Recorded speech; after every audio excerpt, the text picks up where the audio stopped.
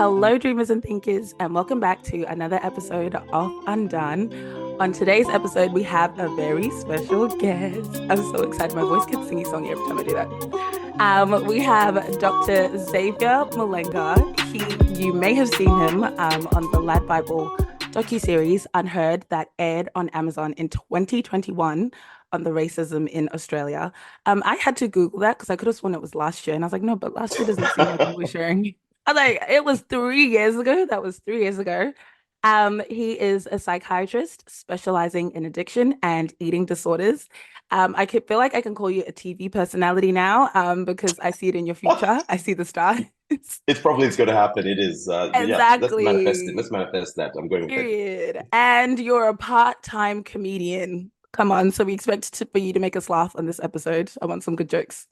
Oh yeah, I'll bring it. Don't worry. Don't worry about that. Try to make this topic very fun, as fun as possible. Yes, because today's topic is a heavy one. So yes, first of all, welcome. This Yeah. will No, not thank be you. the last time we hear from you. I know that for a fact. This topic alone, we could talk for hours, but there are other Yes. things that branch off from this topic that I want you to come back and talk about. So this is the first, and it certainly won't be the last. Say Yes. hello to the peeps. Oh, hello everyone for the Undone podcast. Thank you very much for having me. Always a pleasure to talk to you about anything relating to mental health. But you're right, we could talk about it for hours. But for everyone here, we'll probably keep it a bit more succinct than our usual discussions. We're going to try and keep it succinct and not digress. We had to have a whole pep talk before we started recording about how we were going to stay on track. Yes, yes. I even got my notes here. I've got bullet points. So also to focus me. We've got this. Okay, so we're going Mm, to start with unpopular opinions. mm. I think you should go first, only because I chose mine strategically, because I know it's going to trigger both of us. So Ooh, you go first. unpopular opinion. I had to think about this. I didn't think I had one planned. But I guess unpopular opinion, God, around mental health. It's like Oh, it can be about anything. Unpopular opinion about anything. oh, unpopular thing about Yeah. anything. It's just like a Oh, general unpopular opinion, like an opinion you carry that you're just like, oh, I have to think like if my unpopular opinion, because it sounds like it's to men especially. I think black men, if we don't get on track, we're going to be not only eclipsed by black women, which is already happening now, but we've so far left behind that everyone who's like calling themselves kings and whatever, oh we will no. be so far removed from that it's not going to be a thing. Because a lot of us actually think we're equal to women at the moment, and actually, tell you, if you look at it properly, we're behind. So and people think no, no, no, we're still kings, wasn't it? And like even go back to Africa, I'm telling you, stat for stat, black men were behind. You're no longer the king of your house. You're no longer the breadwinner. I have heard you So say this, and this is definitely, and you have like digressed and gone into detail. I'm like, you know what? Fair. I could never say this because then I'd be called a man hater. But oh I yeah, see no, where you're never. coming Yeah, from. I see where you're coming from. Okay, are you ready yes, for mine? I'm ready for yours. And I foresee myself getting cancelled by about like 80% of Melbourne. Also I Okay, see this let's being go. brought up the next time I leave my house because I'm sure a lot of people disagree. But my unpopular opinion is that weed is harmful, in spite of the fact that Ooh, everyone wants to be like, it's a plant, you can't get addicted. Nyeh, nyeh, nyeh, nyeh, nyeh. It's harmful. preach, preach. I'll forever die on that. That weed in the black community, it's a problem, and we don't Especially think in it's the a Black problem. community. And everyone Yes, thinks that's. it's chill. And I'm like, Mm, And I have seen too many stories, one too many near me, where I'm like, this is mm. not as what's the word? Benign as you guys think it is. Yes, So that's that expect. on that. I will not digress unless someone comes into Yes, my DMs, then we may have to come back and have a whole episode yes. on why we think weed is harmful. But we might have to because I had to fight the DMs with someone by proxy, and they said, I think my friend was saying that stopped smoking weed. I said, "Oh, congratulations! I'm always for pro stop smoking weed." And Yeah. then she was like talking to another male friend and said, "Oh, that guy's talking nonsense. What are his qualifications to say that weed is harmful?"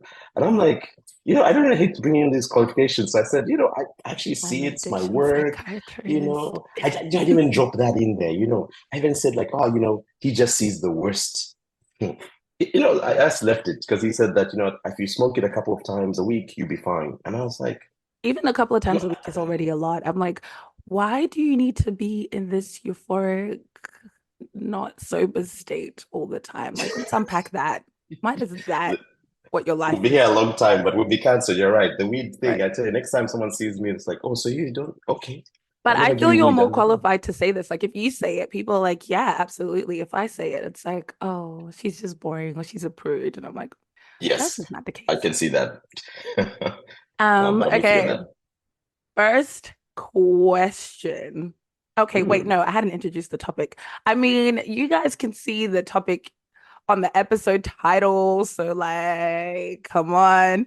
But on today's podcast, we will be discussing Black men's mental health because I think men's mental health obviously is not discussed enough. We see it in the statistics, we see it in the different initiatives and stuff that the organizations, everything that is out there. But I think Black men's mental health in particular is so niche just because of the mm, communities that we belong to and that we come from.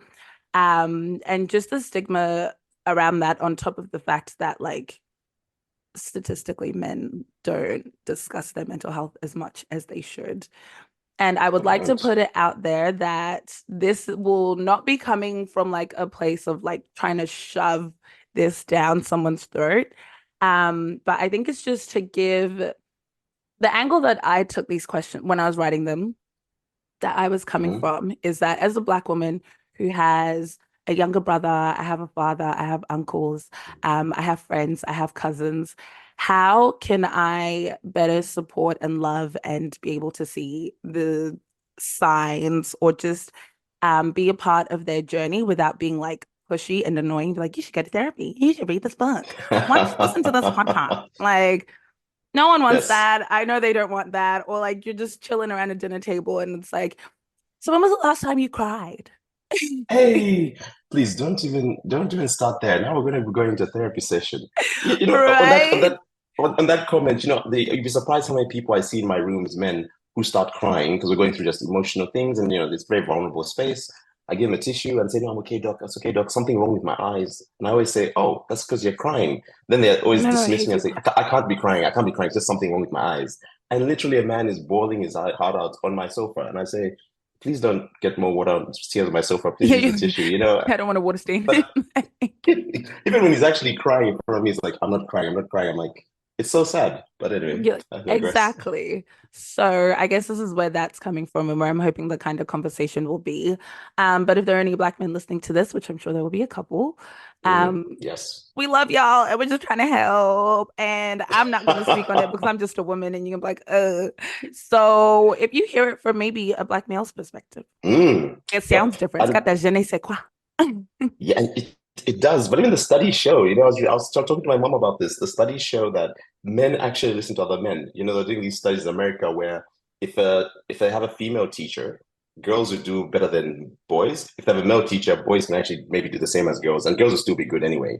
Mhm. But just changing the sex of the teacher, Into reduces the amount of, yeah, and it just makes things us children. So I know as we get older, we're like, okay, patriarchy, men are listening to women, but if men can't see role models, I know there's something about us where the role modeling is so important, and visually seeing someone saying us and we listen. And I don't exactly. know what's this lot. There's a lot to unpack in that in statement, but yeah, yeah, men listen No, to I other agree. men. Ultimately, is what I'm saying. So here we have a man to tell other men and the ladies listening There we about go. mental health. Okay, first question. Mm, What is one thing that you would want from your experience, I guess as a guy with your friends professionally, yeah. that you would want people to understand about Black men and mental health, I guess, to kind of define that a little bit more, like their perspectives, their attitudes towards it, the experiences, like what would be kind of like overarching themes that you'd want people to be able to kind of take away or kind of sit with to start off with? Okay, I think it's just talking about how expansive mental health or even mental illness is and how pervasive it is. Because I think it's all well and good. I could say you've got depression, you've got trauma, you've got addiction problem. Hmm. But I think it's even easier just to put it down to what does that mean in pragmatic day-to-day terms? A lot of people actually don't attend, like most days lost for work are through mental health days, Yeah. And a lot of people don't factor that in. Sometimes you have to sit back and look at your year and say, how many mental health days do I have that were, and how many I days used off to did I call have were them that actually mental though. health days? I'd call in Mhm. sick, but I'm not like telling them it's a mental health day. But I'm like, oh, I'm not going into work tomorrow. I need a mental health day. Exactly, and it's like, and that thing as well. And I think when people stop to think about it, I tell them that that's why you see an increase in suicide rates, especially in Black men. You see, it seems to be more pervasive, Black men getting to drug and alcohol problems. Mm. Part of it is like, I guess more men are disclosing and trying to get into it. But another part is that it's actually getting to such a level that it's actually being unchecked. So we see it a lot. Yeah. And we've always seen it. People who drink and abusive in families. And I also often tell people that with men, you actually are part of a system, a community, a family, and you cause quite heavy disruption. It's not just you suffering usually. Yeah. So let's say if you've got an addiction problem, that'll affect how your sister looks at you. Usually lots of things around the house, fighting, isolation, estrangement from your Yeah. family, detachment from the community, more stigma. And so it's actually, and actually you also perpetuate more intergenerational trauma in yourself. So Yeah. it's like, it's not just this simple thing of, oh, mental health, this and that's bad. It's actually is affecting you right now as you speak, Yeah. whether it's to do with if you've got, let's say, what I was going to say is that a lot of men, when you look at the stats, having more increased mental health issues, increased suicide, increased substance use, like I said, but also increased incidences of violence, Mm. partner violence, DV, Mm. and just even aggression with other people. Like think of all the Yeah. fights you see at a party if someone gets drunk, or even just Yeah. at a house. Like especially at Christmas, like I often joke when you do addiction work, the festive period is our busiest time. So, and that's the time a lot of psychiatrists want to take leave. And that's the Yeah. They're time trying you've to go got on people wanting holiday to and come. everyone's like, we need you. Yeah, people actually say, "Why are you going on holiday? It's Christmas. We're struggling here." And I'm thinking Yeah. like, I need a break too. But it's interesting, like even in family dynamics, the way things just come up during that period because of the drinking, I suppose, but also just Yeah. undiscussed issues. And I think that's something that I'll touch on with some of the other questions. But I think also the instances of just trauma and vicarious trauma that you as a person with this illness will impact on other people. So Yeah. that's something I would say in broad general terms. I think men should be more worried because I guess let me explain in another question, but I was going to say men are usually very scared because they don't know what the trajectory of treatment looks like. Yeah. Like if you break your leg, everyone already knows that if you go to hospital, it's going to be orthopedic surgeons going to look at it. There's going to be some rehab. There's going to be some adjustment period. Hopefully, whatever muscle up, work it up, and then you're back to Yeah. work. Hopefully, there might be some limited use of it, depending where you broke it. But that's well known in the story of people. But if I tell you Yeah. you've got severe depression, you're getting out of bed, what's the journey from you being bed, drinking all the every day to you being To well being and well. working?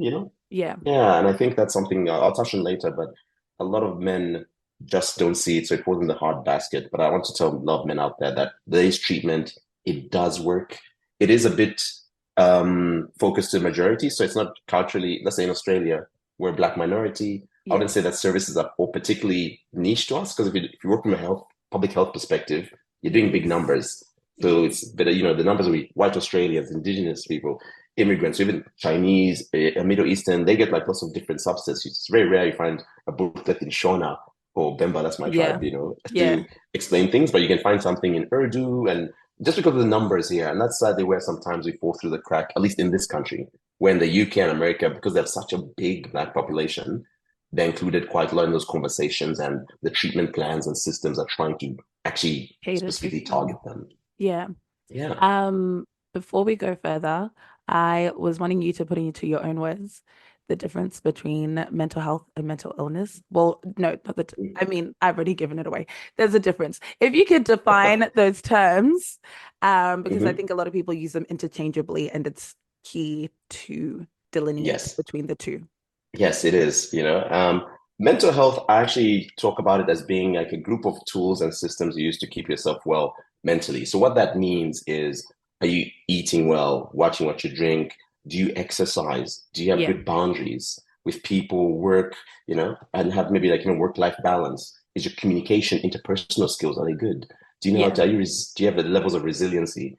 And those are things that you have to work on in different aspects, and they all can change. So someone who's got good mental health, someone who you see generally quite balanced. If a crisis it comes upon, they know how to get help from people and usually overcome it and usually Yeah. learn from that process and continue to help them, etc., etc. Someone with bad mental health, so we've got someone who's got very poor boundaries in their home, then very like codependent relationships. They drink too much, and not just on the weekend at parties, but just every other day. Yeah. Then that's actually will then impact your overall health and mental health, physical and mental health. Now, mental illness, I often tell people the easiest way to think about it is if you actually have a specific diagnosis, I suppose. Yeah. So whether you've got generalized anxiety disorder, so you've mental health, usually your mental health has been compromised to such a point that you now got, I guess, a disorder. Yes. Okay. And that could be depression. So that's the one many people know. The actual proper term is like major depressive disorder, but depression for intents and Yeah. purposes. And there are different types of depression as well. Yeah. Postnatal, seasonal affective, and then just like even just like post manic episodes. So people forget that when people have mania, they actually have a big depressive I have a big, yeah. episode following afterwards. And it's always tricky for that manic person because they think, I'm depressed now, I'm so happy, and but that's the technical. So if you're bipolar, getting alcohol use disorder, anxiety, depression, etc., that's like mental illness. So it's actually a disorder. Yeah. And disorders are usually a combination of symptoms that create the disorder. But Yes. I don't know if that breaks it down in a way that makes sense. No, that was beautiful. That is what I wanted. I wanted to go back to when you were defining mental health and you spoke about how it's a toolbox. Did you say toolbox or did I insert that when I was listening? Did you say toolkit? Mm-hmm. You said something. Which Something to is, do with tools. Mental health is like the yes. tools that you Yeah, yeah, for use tools, like, yeah, to it's have like tools good and mental resources, health. like, yeah, yes. Yeah, exactly. So I think that's probably also one of the other key things slash takeaways for this episode is that yes, there is poor mental health and there are mental disorders. But also this is just like generally a checkup on how good is your toolkit? Are there tools in there that are Mm, rusty that need to go? Are there tools in there that just yes, are not working for your particular circumstances? Like a general check-in on how the toolbox is going. yes. Yes. And actually, I was going to say after this, we'll probably, I mean, I'll mention them in some other questions, but probably good to give you some websites and resources that actually would give it out like in a very simple, easy to read manner, and also Yes, phone please. numbers. Yeah, and I'll definitely, well, I'll talk about some of them, but definitely after this, I'll send you the whole bunch and you can put it up on, I guess, the podcast or page or whatever, so people Everywhere. can have access to Yes. them. Yes. Um, okay, so moving into what have you heard as like a common complaint from Black men when it comes to quote unquote all the mental health stuff? Ooh, I tell you, I wrote my favorite list here.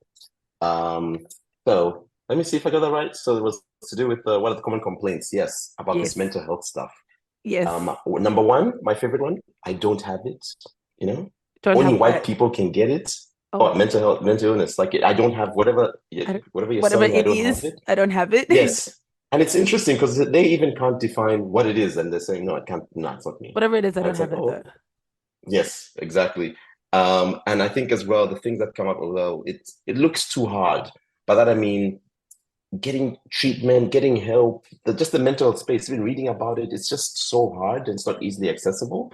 And I think that says something to how men look. First of all, lots of stigma, I should say. Yeah. So, and disinformation and misinformation that a lot of people, especially Black men, buy into. So, let me give you an example. There was, I say around like mental toughness. When I was in high school, I had a really good friend who was my class, very happy-go-lucky guy. Mm. We were like, this was year 10. And what happened was his mother actually was a nurse, got transferred to the UK. It's one of those things where like, oh, get my son there and Oh, educate yeah. him there, get him the system, etc. And a lot of nurses did that in the 90s and 2000s and still do it now. Yeah. From both, yeah, he's been in Zimbabwe, Zambia and Zimbabwe. And he went and he'd come back on holiday and he was like so happy, like, yeah, you guys should come over. It's so nice. The parties are here, the girls, etc. Just the usual spiel. 6 months later, I'm told he commits suicide. So we get told he gets commits suicide. Oh, wow. And we're like, sorry, what? And this guy was the biggest joker I've ever met. He's one of Yeah. the funniest people. I still remember him. I still remember his jokes. And just, I think it's funny as the years have gone by, his face and image just goes off a bit. But I definitely remember him when I look back at some of the old photos in high school I Mm. have. And it's just sad. But I remember when I spoke to some friends about it, I was like, guys, that really, affected me in some way. And I don't know, I couldn't even pinpoint. I was like, what? I just feel sad. And my friend said, oh no, he just wasn't mentally tough. There's this thing Oh, about mental toughness. I know, and that's how yeah. we left it. Yeah. And I thought, wow. And I actually bought that. I was like, yeah, you know what? He wasn't. I think that was just a defense mechanism we all had, and we just moved on, keep it Yeah. moving, as they say. And I remember thinking that's probably one of the biggest things that with Black men I hear a lot of. It's they think it's more mental toughness, and you don't have it, and everyone's reading these meditations books or these alpha male books, and it's like I'm going to be this tough Spartan warrior. Think And and I mean Grow that's what we used to call Rich. ourselves in high school.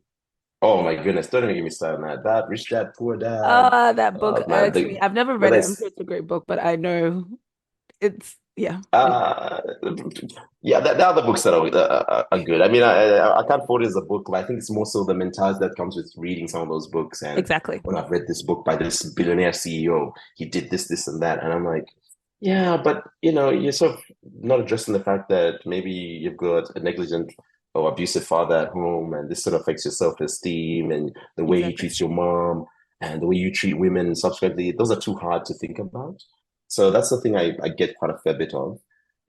Something I did right here is, oh, no, I spoke it before, is that sense of it's yeah, like I said, it's not logical. And that's something I was going to comment on that is that a lot of men, I think we like those very structured steps, you know. I think we Yeah. actually socialize men into this because women, we teach women from a young age to think laterally, problem solving around the house, cooking, Yeah. cleaning, and that actually requires you using different parts of your brain that's not just the academic side. Yeah. And I think we doubled down. I think more and more people are getting out of this, but a lot of people still double down on teaching men things like, oh, you want to do this and engineer. If you get money, you get six figures, you can get a Yeah. wife. And it's like, yeah, but so many people reach that point and I say, you get married, but do you even like this woman you're marrying? Do you Do you like even if have your kids parents if you weren't going already to be, have? yeah, and that's the big thing. I mean, when they get there and then they become fathers, I find it's very tricky if you had a very poor relationship with your father or if it was not a good, healthy marriage you're in. A lot of it comes Yeah. to, comes down and chickens come to roost, hence, so I was using the wrong expression. But essentially, a lot of those problems that you saw before become your problems. Let's say, for example, something I always say, I like using personal examples in a way, because some people feel it's just saying, just Yeah. things. Um, when I remember my parents used to argue a lot about finances when it came to school fees. Hmm. Okay. And it was a lot to do with just which money's going where, what we should we buy this car or this house versus pay for these expensive school fees. Our parents sent us to these really good schools. And it's funny, you don't think that affects you as a kid, or is that I better make it worth it for my parents. So we're very studious, got really good Yeah. grades, all of us as kids, which is a problem in itself. But that's something else, maybe parenting talk. But I remember when I would get in relationships, I remember some of the stickiest conversation I had were with money. If a partner just asked me, "What's your savings looking like?" or just question my spending habits, it would trigger Yeah. this really, really deep down response. And I don't think I checked it until I was in therapy and also just dating at the same time. And then the therapist was she just got onto it. And was always there to the point where I have to make sure, like, you know what? I have to make sure am I being attacked? That's the thing. You Yeah. feel like under You attack, feel because that's how I attacked. felt like back Yeah. as a kid. So now you have to deregulate and like, okay, I think what my partner is saying is not she wants a six-figure man and to be a housewife. I think she's saying that I'm not making I enough. would I'm not be doing enough. exactly. I'm less of a man. That's what we hear. That's the sad Yeah. part. What we hear and what you say is very different things. And I think what I learned from that experience was I think my partner is trying to ask me that she will feel more comfortable in this relationship if she knew that I knew how to manage my finances. Because my finances will impact her finances and her health if we combine, let's say if we go to get married, if this Yeah. relationship gets legs. And it's true, you see it all the time when people, come together and they're not on the same financial page. Yeah. I've seen marriages break down for, infidelity, financial issues is a big one. So if the infidelity, not always something you can stop, but the finances, I think it's something you both can maybe work together and Exactly. try and work on. But ideally, women don't want to do the heavy lifting and ball and chain you. It'd be better if you can do it yourself. So that's Yeah. took a lot of learning. And to this day, it's still interesting when someone mentions that, like, oh, what do you do with your money? And it's like, oh, for the sake, I think she's Why just would you asking. ask me that? Exactly, I'll tell you, it's interesting how much it triggers you, but as the years go by, it's triggered me far less, and I now take it for what it is. And I think Yeah. on some level, also means we should be more accountable. Oh, don't Oh yeah, talk just about the 100%. A word. No one likes the A word. Damn. Listen, no, and I'll tell you, that's going to be something, a theme that runs through with a lot of things with Black men and mental health, like as Black men holding each other accountable. Because I think a lot of times we feel being Oh my oppressed by gosh. systems and You have now triggered a thought. That is one of my biggest pet peeves. And I can only speak, I guess, per se, for the Black men in my life. But the lack of Mhm. accountability is astounding. I'm like, did you not see your friend doing XYZ and you didn't think to go pull him up and be like, that's not a good idea? Or no, because like that's none of my business. Like, why would I get involved in his business? I'm like, Mm. you don't want to hold your friend accountable? Like, how does your friendship work? What do you mean? I don't I don't get it. And I've heard the same thing in multiple men. And I'm like, I don't Yes. understand how you guys like how do you watch your friend drive off a cliff? And you're like, but that's none of my business. Like if he wanted to put his foot on the accelerator, who am I to stop him? Yeah, and even just friends, even siblings. I had a friend who was telling me, we're just having a chat, he was telling me about his brother. People mention a sibling they've never mentioned before, and you've known someone for 5 years. I'm like, oh, Yeah. which brother Like is this? I what? thought you had two siblings. And it's like, Yeah. oh no, it's not like when he takes drugs and things. We don't talk about it. We don't talk about it in the family. Just excommunicated from the family. Like he doesn't exist in that consciousness. Yeah. And I'm like, oh, okay. And it's interesting. When I asked, I mean, this was very specific for him, but a common theme was a lot of times when men are failing, it's easier for us sometimes, not everyone, I wouldn't say all men, it's easier to let someone go than try and build them up, And like I often joke, like I Yeah. often talk about Spartan mentality because in my high school, I mean, this is just like with 13 to 17-year-olds in high school, and we're talking like we're Spartans. But the idea was if someone's failing, leave him, Leave only them. the strongest survive. And it's interesting how much that gets older, gets ingrained into you. But the bigger problem that comes in with what you're saying is if you try and hold someone accountable, and usually men, we don't take it very well. I mean, most people don't, but with men, just because of the way the system's set up, we've got a very big reaction to it. You can be ousted from the group because it looks like a challenge. You're trying to disrupt the function. And lots of men actually do groupthink. And I love it because sometimes we like Mm. talking like we're these big individual thinkers, and some people are, but we like going with the group. So if I'm like, this friend is doing some bad behavior, I probably call him up on it, but then I call him up on it, then you call me up on it, then I have to be held accountable. Then this other friend of ours, And then then you it's a see how it domino becomes a effect, and now we're all uncomfortable. Why would we do that? exactly. But then I often say that's what we need to do, but then disrupt the group. That you're asking for quite a lot from men. So it's easier just to watch someone like, he's driving off a cliff.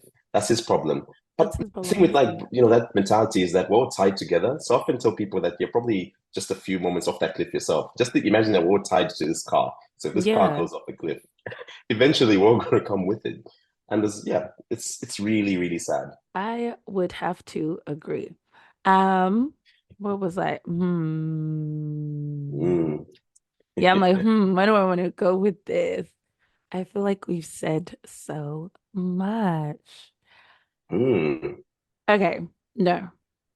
So, as I previously mentioned, I have a little brother, to be fair. He is 12.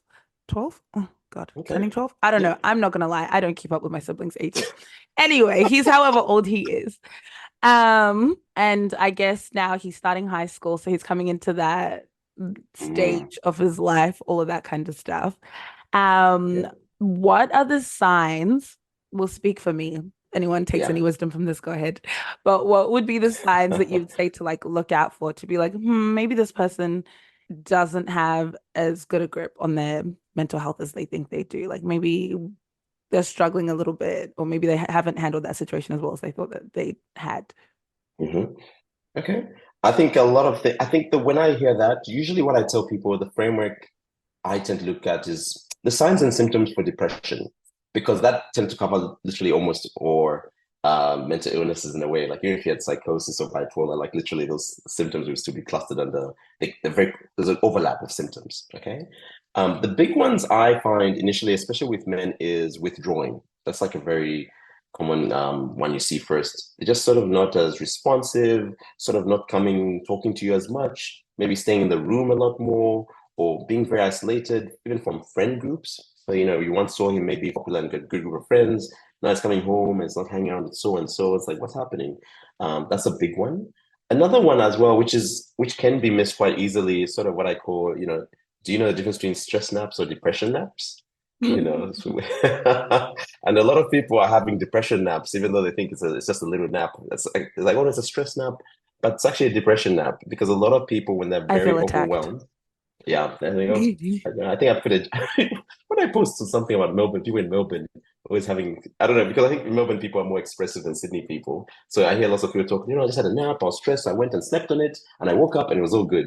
And I thought, like, okay, was it really sleep that was missing there, or were you overwhelmed with life? What And you just difference had to does it check make? out. It achieved its purpose, didn't it? The nap achieved It, its purpose. but did it though? Did it achieve the ultimate purpose? It achieved the purpose moment in that moment. Yes, it gave you a bit of You a know reset. how I like to think of it? Yeah. I don't know if Zambia has a better economy than Zimbabwe, but have you heard of load shedding? Yes, we do. And we have less of that than you. Thank you. Exactly. So it's kind of like load shedding for the brain. The brain's a little bit overwhelmed. We just switch off some of the power. And then when we wake up, you have enough brain power to use for later. Load shedding for the mind. And that's why it's there. Like your brain actually is such a wonderful thing. When it feels that you're getting overwhelmed, it's like it's time to shut down. It's time to Exactly. just call it a day I need a and go to lunch sleep break. and reset. Exactly. That way, it actually gives you a bit of, I guess, fortitude, and whatever stressor is there might pass. The tricky part is if you're seeing it happen more regularly than not, to a point that's actually always waking up late, oversleeping. So Mm, it's affecting punctuality at school or work, or even just with chores around the house, and actually just disrupts the system they're in. Because especially mm. younger people, children are actually part of a family system. You're all part of together. You're not these separate entities. You're not just Kudzai running a Yeah. podcast in Melbourne, your brothers, etc. Yeah. You're still part Yeah. of a family unit. Another thing I was going to say you should keep an eye on is things such as loss of interest in things that they used to have, like hobbies. Okay, and that's something really important because the small things. You're going to be withdrawn, I sleeping feel more. like You're going to have that's less energy. Mhm. vague. So I'd like you to give a real life example if you have one. Only because Sure, for when they're the like, oh, interests. loss of like I think people have a way of justifying things in their heads, for example, load shedding. Yes, So when you say loss of interest, what can that it's look good. like in less clinical terms? Good, you're right, actually. I'm so used to talking to, I'll come to that later. But yes, what it looks like is people who have, I guess, what your interests are. So let me give you an example. A lot of people, like my brother, enjoys golf. I've got a few friends who enjoy actually getting together and producing music, okay? Yeah, Or even other things, like people who enjoy walking. I've got a friend who yeah, actually enjoys hiking. So, and well, this sounds like all my white friends now, but just anything like even for yourself, I guess even things such as reading, actually, even simple things like reading or yeah, gardening, it doesn't have to be this big of a involving thing, but it's something that you do regularly. I think it's tricky in the Black community because sometimes, especially when talking to men, when you ask them about interests or hobbies, I often get that like hobbies. I have hobbies when I what's a retire or hobby? something. Yeah, what's Yeah, a hobby? So I that's why I clean my think car on it's the weekends. Like, yeah. okay. Oh yeah, and even that. Let's do that actually. Let's say because some men really love their cars, Yeah, more than they love their family or their partners. right. So if that person cleans his car every week, it's just something he does, a ritual, like washing it down, buffing it up. It's a really pride, people are proud of his car and stops doing it. Car gets dirty, it's like, okay. And I guess you're right. People do start making excuses. I was busy, I didn't do it. But a lot Yeah, of things that you do on a regular are part of his routine. And yes, if you're under stress and the time barriers to go off, like it's been derailed for a long time, that could be a sign. Okay. hmm, And it's usually something that brings them joy as well. And yeah, I think that's something with Black men we don't talk about enough. Or even let's say football practice. So I know in Melbourne you have lots of basketball games as well as football yeah, games, the Black community. So if you've got someone who normally comes in, loves to play a casual game, whether they're semi-professional, whatever the level they're at, and yeah, then they just don't come consistently, aren't coming. It's good to check in because that's such a rupture from routine, even though it sounds so simple and you can say, oh, I got busy. And I often tell people when you're getting busy, you should also tie to in what's happening to your mental health. For a lot of us, when yeah, we're getting busy, your mental health, usually there's some crunch happening. I'm not saying it's always going to lead to depression, but there's something that's probably impacting. And sometimes yeah. it's not, but I do think it's worth looking into. And then you say, oh, this person's actually, well, how's your sleep? I love asking about sleep in terms of the quality of You and sleep. me both. People are sick of hearing me talk about sleep hygiene, talk about, I'm like, no, because you don't sleep and that's not normal. Like, you can't tell me averaging 4 hours a night is. I was watching a documentary on some Mhm. African pastor who was a cult leader essentially. And one of TB the Joshua. no, I wasn't gonna name drop. I ain't got that kind of lawsuit money. What's wrong with you? Oh, sorry, allegedly. But BBC came out and said it, Allegedly. but sorry, I'll give you the bill. You can pay the billable hours for the lawyers. no problem. I got you. Um, and one of his tactics was sleep deprivation. Okay, allegedly, in my Yes. opinion, when watching the documentary, one of his tactics was sleep deprivation. 100%. And you and I we both watched. I watched it. Okay, I watched it with my family recently, and we just had so many things to say. But let's exclude his name for a minute. But let's going back to the sleep because sleep is so important, and I think we've reached a point where people casually say, oh, "I've always just been a poor sleeper. I've always been an insomniac," and it's something which I feel really should be explored, and working in sleep hygiene, Jesus, sleep studies. Is there a mental health issue going? Because a lot of us, like I've got a friend, big corporate person, works internationally, and then recently I got to see her on a trip, and then she comes to me because I guess I'm the mental health guy, so people do open up to me more than I guess the Yeah. average person. They're trying to get that And like after hours I know, get the clinical freebie, the kit. free Yeah. consults, you know. But they always ask it in interesting ways. I found like they give me a list of symptoms that they know are not good, and they ask me what I think of it. So it's like, oh, Xavier, I've just been having more episodes of eczema, psoriasis, some alopecia. It's like, and they're mentioning all these things, and I Not your just don't sleep body having an well. entire inflammatory response, and you're just like, I wonder what could be going on. Yeah, my cholesterol's up, and I thought I'd go to the gym, and then they even tell me, oh, I went to the gym too much and I have a stress fracture, and I'm like, what do you Oh think my that's about? God. And I'm usually like, it sounds like you're stressed, and they're like, no, no, but I've always been this way. It's like, the analogy I give people is that your body sadly is getting older, so Yeah. even the brain you had. So let's say if you're younger and I mean, sleep is very important for teenagers. Let's say in your 20s when you used to sleep deprivation in undergrad, it's a bit different because Yeah. you've got that sort of buffer because you've got a young brain and a young body. I So can't even do that anymore. Okay, I'm not that old. exactly, and But even when I your tell you, I'm like, I could stick. We used to take, oh, I'm not proud. We used to call them resets. And so it would be yeah. like exam week, and you would average 4 hours a night, truly. And it would be like, oh no, like that's enough time for my brain to think a new day has started. So we're starting a new 24-hour cycle, but not so much that I'm eating into my study time. If you asked me to do that now, I'd cry. I'd actually spend the whole day crying. Yes, you would, and so you should, because your body actually, especially in Africans, often say that because we're big, what are those somaticizers. So that means that mental health tends to manifest in Oh physical my God. symptoms, Yes, and yes. and that's something I often tell when I'm actually even teaching like junior psychiatrists in training. We do have a bit of that in our training, but by and large, that tends to be seen as the extreme or rare thing. Where I say no, in lots of ethnic communities, whether someone from India, even China, Africa, South America, we come and say, I've just got a migraine, just migraine. Or it's like Yeah, my chest, just my heart, I think something with my heart. yeah, And what they're talking about is actually anxiety. But because of the way they present, it's like a physical problem. So yeah, sometimes many doctors will actually derail and think, oh, let's check your heart, let's do ECGs, let's do this, and it comes back as normal. And we're doing echoes and we're doing, you start going yeah. the whole path. And then eventually, after the doctors done all the tests, that's when usually they send a referral to Xavier. But And like the patient comes to me and, anyway, I will and so, never forget. This was a couple years ago. I was just yeah, going through a lot with yeah. work, life in general. I don't know. And I was like, oh my gosh, I'm convinced I'm anemic again. Like I just know because I teeter on like the lower end in life generally Yeah. with my hemoglobin, all of it. And I'm like, I just know my anemia must be really bad now. Like, this just doesn't make any sense. Oh my goodness, maybe it's a thyroid problem. I don't understand. Shout out to our family GP at the time. She was Zimbabwean, amazing. And Yes. so I go to her and I'm like explaining all these physical symptoms, right? Like just completely unaware. And then she's like asking in general how I am and all that kind of stuff. And I'm like, yeah, I mean, work's not really an ideal situation at the moment, but like, it is what it is. I'd also was like maybe a few months into doing consistent shift work, Mm, which was mm. yeah. So I'm like, maybe it's the shift work. Maybe we can like figure some things out, like help me out. And she's like, okay, we're gonna do all your blood tests, blah blah blah. And then she's like, but I also think you should come in for a mental health assessment when you come back when we are Mm. looking at blood results. I was like, okay, whatever.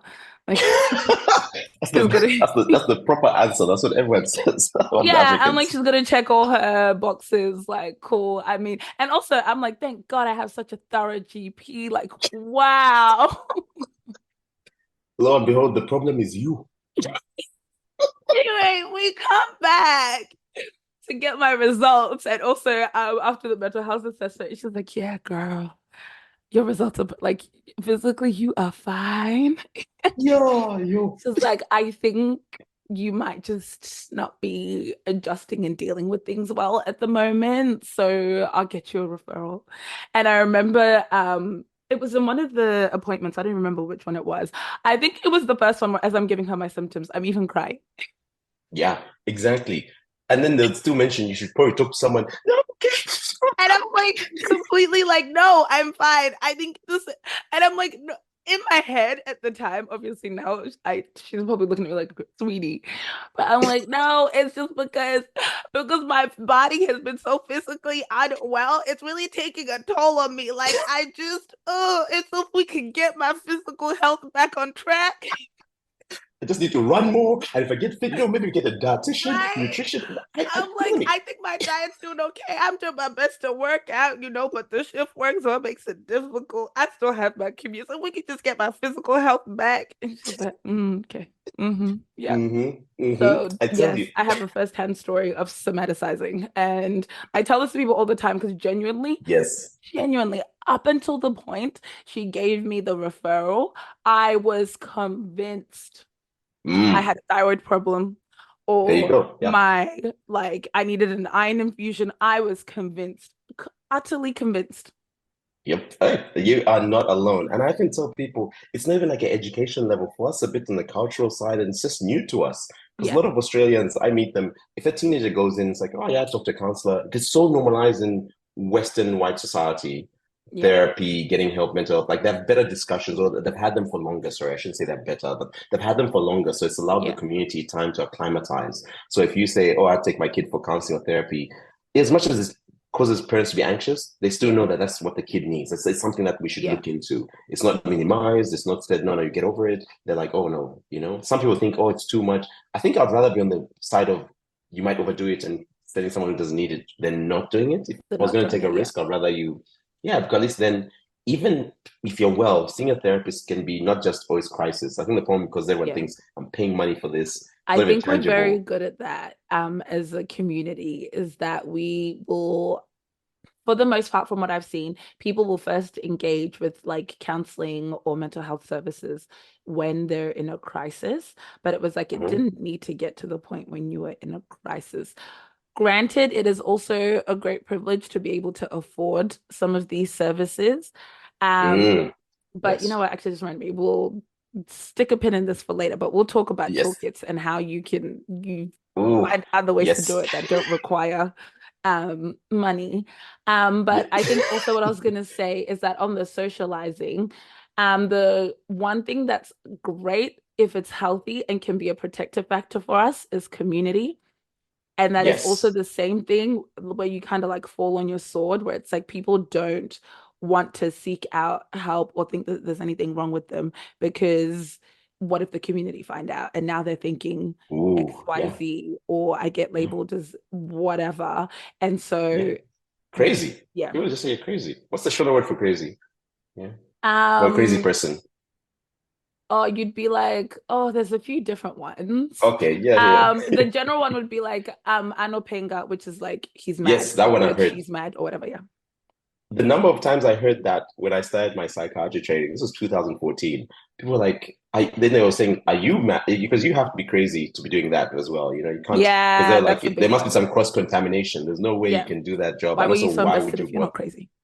Exactly. And then everyone becomes, I love how everyone, even back then, is like an armchair therapist. So it's like a YouTube therapist, like, I've read that something in you must have been there. That's why you chose this. And, Yeah. and it's like, yeah, yeah, sure. But I mean, that's not going to help this narrative we're having. No. But going back to what you were saying, it's so true. And I think, yes, the community, because even things like this discussion, so people often ask me, what are the best ways? And doing more of this. Because the more Yes. people see you and I talking about it, the more it gets normalized. And I guess you Yes. and I, it's I always feel it doesn't always have to be people who are doctors, but it does help because in our communities we look up to doctors. I know when I say something, 100%. people actually give it thought. Even if they don't like the messaging, you'd be surprised how many people actually come back to me and say, you know what, I didn't like it when you told me that thing, but can you tell me a bit more about, and that's Yeah. how mental health works. Sometimes it's just not that right time, and then Yeah. later the time will come. So you have to be very patient in this field. But something I thought before I go off tangent, because something going back to those symptoms of mental illness, Yes. the big ones I mean, appetite and diet is also a big one, Poor like mental health overeating. that could lead to Yes, mental for illness symptoms yes, continue. Yes. yes, thank I you. was like, come on now, don't Um, scare the people. I know, seriously, Yes, so having issues with appetite. So either eating too much or eating too little. Because when we're Yeah. stressed, actually, a lot of Africans I see occasionally binge eating disorder. So we tend to be more on the binging for Yeah. stress because food and the way your community is, it's comforting, etc. Yeah. But if your appetite is off for a long period of time, that's why I tell people it's not just short periods. I'm talking about it's more prolonged. You're not eating much, you're getting Yeah. skinny, because then your brain body starts getting malnourished, you get Mm. weaker, you start getting skinnier. You look at someone who's unwell, they look unwell, especially if you've known them. Like you Yeah. can say, you're just not getting full in your cheeks anymore, etc. And the big last one, I should have led with this one, but maybe it's good to leave it at the end because it always worries people, is if someone is having thoughts of ending their life or harming themselves. So that's either cutting, burning, or even just thinking, I want to kill myself. That is definitely one of the biggest signs that someone's got a problem with mental health. And I think that's one where people, it's a lot of us are getting better at it, but I find a lot of times in the community, if someone tells me they told that to their friends, they'll be like, no, no, no, you can't be, don't do that. It's against Yeah. religion, you God, Yeah. you're going to get to heaven. It goes straight into spirituality. First, it dismisses it as no, Mm. no, you can't be No, no, thinking that. yeah. Don't be crazy. Is Then it becomes religion, brings it in yeah. because I was gonna say, no, I go was on. just thinking of like, you know how some people be like, leading on to like the stress naps or depression naps or load Mhm. shedding, whatever you want to call it. How someone could make like a flippant comment of like, I'd be okay if I didn't wake up from my nap or that kind of thing. Is Mm, that should also ring alarm bells as well? Because that's not like an yes. overt, like I find people tend to say like morbid things like that as like jokey jokes. And you're like, Yeah. ha, friend, are you okay? Yes. Yeah. Yeah. I still think you should ask when they say there's jokey joke. I still ask. I'm like, it's an Yeah. interesting jokey joke. Yeah, like is everything all good? Why are we joking about life and death here? Yeah, and I think that's I mean that's so what we call the umbrella term we use is like suicidal ideation, so just thoughts around suicide. Yeah, And there's so many different types. Some way it's more in an acute setting, that's reactionary. You found out you lost your job, you're the breadwinner, you've got a mortgage debt, your kids going to school. yeah, That could lead someone to become acutely suicidal, even though they yeah, might not have had the history of that. It's just the one straw that broke the camel's back, etc. And then you've got people who have passive suicidal ideation. That's what you're talking about, and that's something yeah, that I think is the beginning manifestation, but yet only the people who are close to them would catch it. It's not something you'd catch unless you ask the question. And yeah. I know from experience, because I'm the one who tends to ask this, like, hey, how are you feeling about ending your life? And I ask in such a casual way. My friends always say, like, Like, no. why you But have then to make it sometimes so they're like, serious? yeah, exactly. Xavier, come on, man. It's like, you just told me depressive symptoms. What am I supposed to do? It's like, Yeah, like add a I'm joke to that. concerned. I was listening. Yeah, exactly. And I do think it's like, I want to reach this point where suicide talk, I mean, I wrote an article about this some time back, but I want to make it so that talking about suicide is actually so normalized that people can joke about it in a way that's sort of healthy. Because we joke about many other things. I'm not saying, like, Yeah, obviously, with a grain of salt, but I want to be so, the stigma not being there, that people actually are happy to actually just talk about it more freely. That's how common it is. We're just yeah, like, oh, you know what? I had this thoughts thing when I was really down and out. Oh, how'd you get help? Well, I'm going to see a therapist because it's not normal. I'd love it to be that one day. yeah, That's what I push for a lot. But the passive suicidality is that sort of the casual comments about wanting to be alive, or if something came and car came and bashed me and killed me, that's okay. Or if while we're driving, this car just veers off, and it starts off yeah. that way. And what you're trying to communicate is you're a bit overwhelmed. I guess you're not coping, for lack of a Mm, better word. yeah, And I think sometimes people look at it as, manipulation. It's like, because some people do use it in such a fashion, but I often say even in those situations, this person just doesn't know, they've got poor coping strategies. They don't know how to tell you that well, if yeah. that makes sense. Hmm. I felt it important to say that this isn't to say that people can't go through difficult times, but having good mental health is your ability to overcome whatever the stressor or situation is. Because I think also the flip side that we see with the TikTok generation is Mhm. that sorry, no disrespect, that sounds so old. I said the TikTok generation. Anyway, is that And she, the TikTok generation? I know And she that? I am the TikTok generation anyway. Coming Is that ageist. Okay. people rush to whole no yes, do you say normal reaction or an expected reaction to a situation and label it as like a mental disorder. And it's like sometimes that is like if you were to lose someone close to you that you loved, I would expect you to be sad and upset about that. To the point that I Mhm. feel like your grieving process is maybe starting to get like the complete other side of things. Or not that Mhm. grief has a time frame that it can last, but in terms of like your ability to bounce back and go back into normal life while still going through your grief, that is when I'd be like, okay, maybe we should look into things. Um, Mhm. so yes, for those who are listening and are like everything's doom and gloom, no.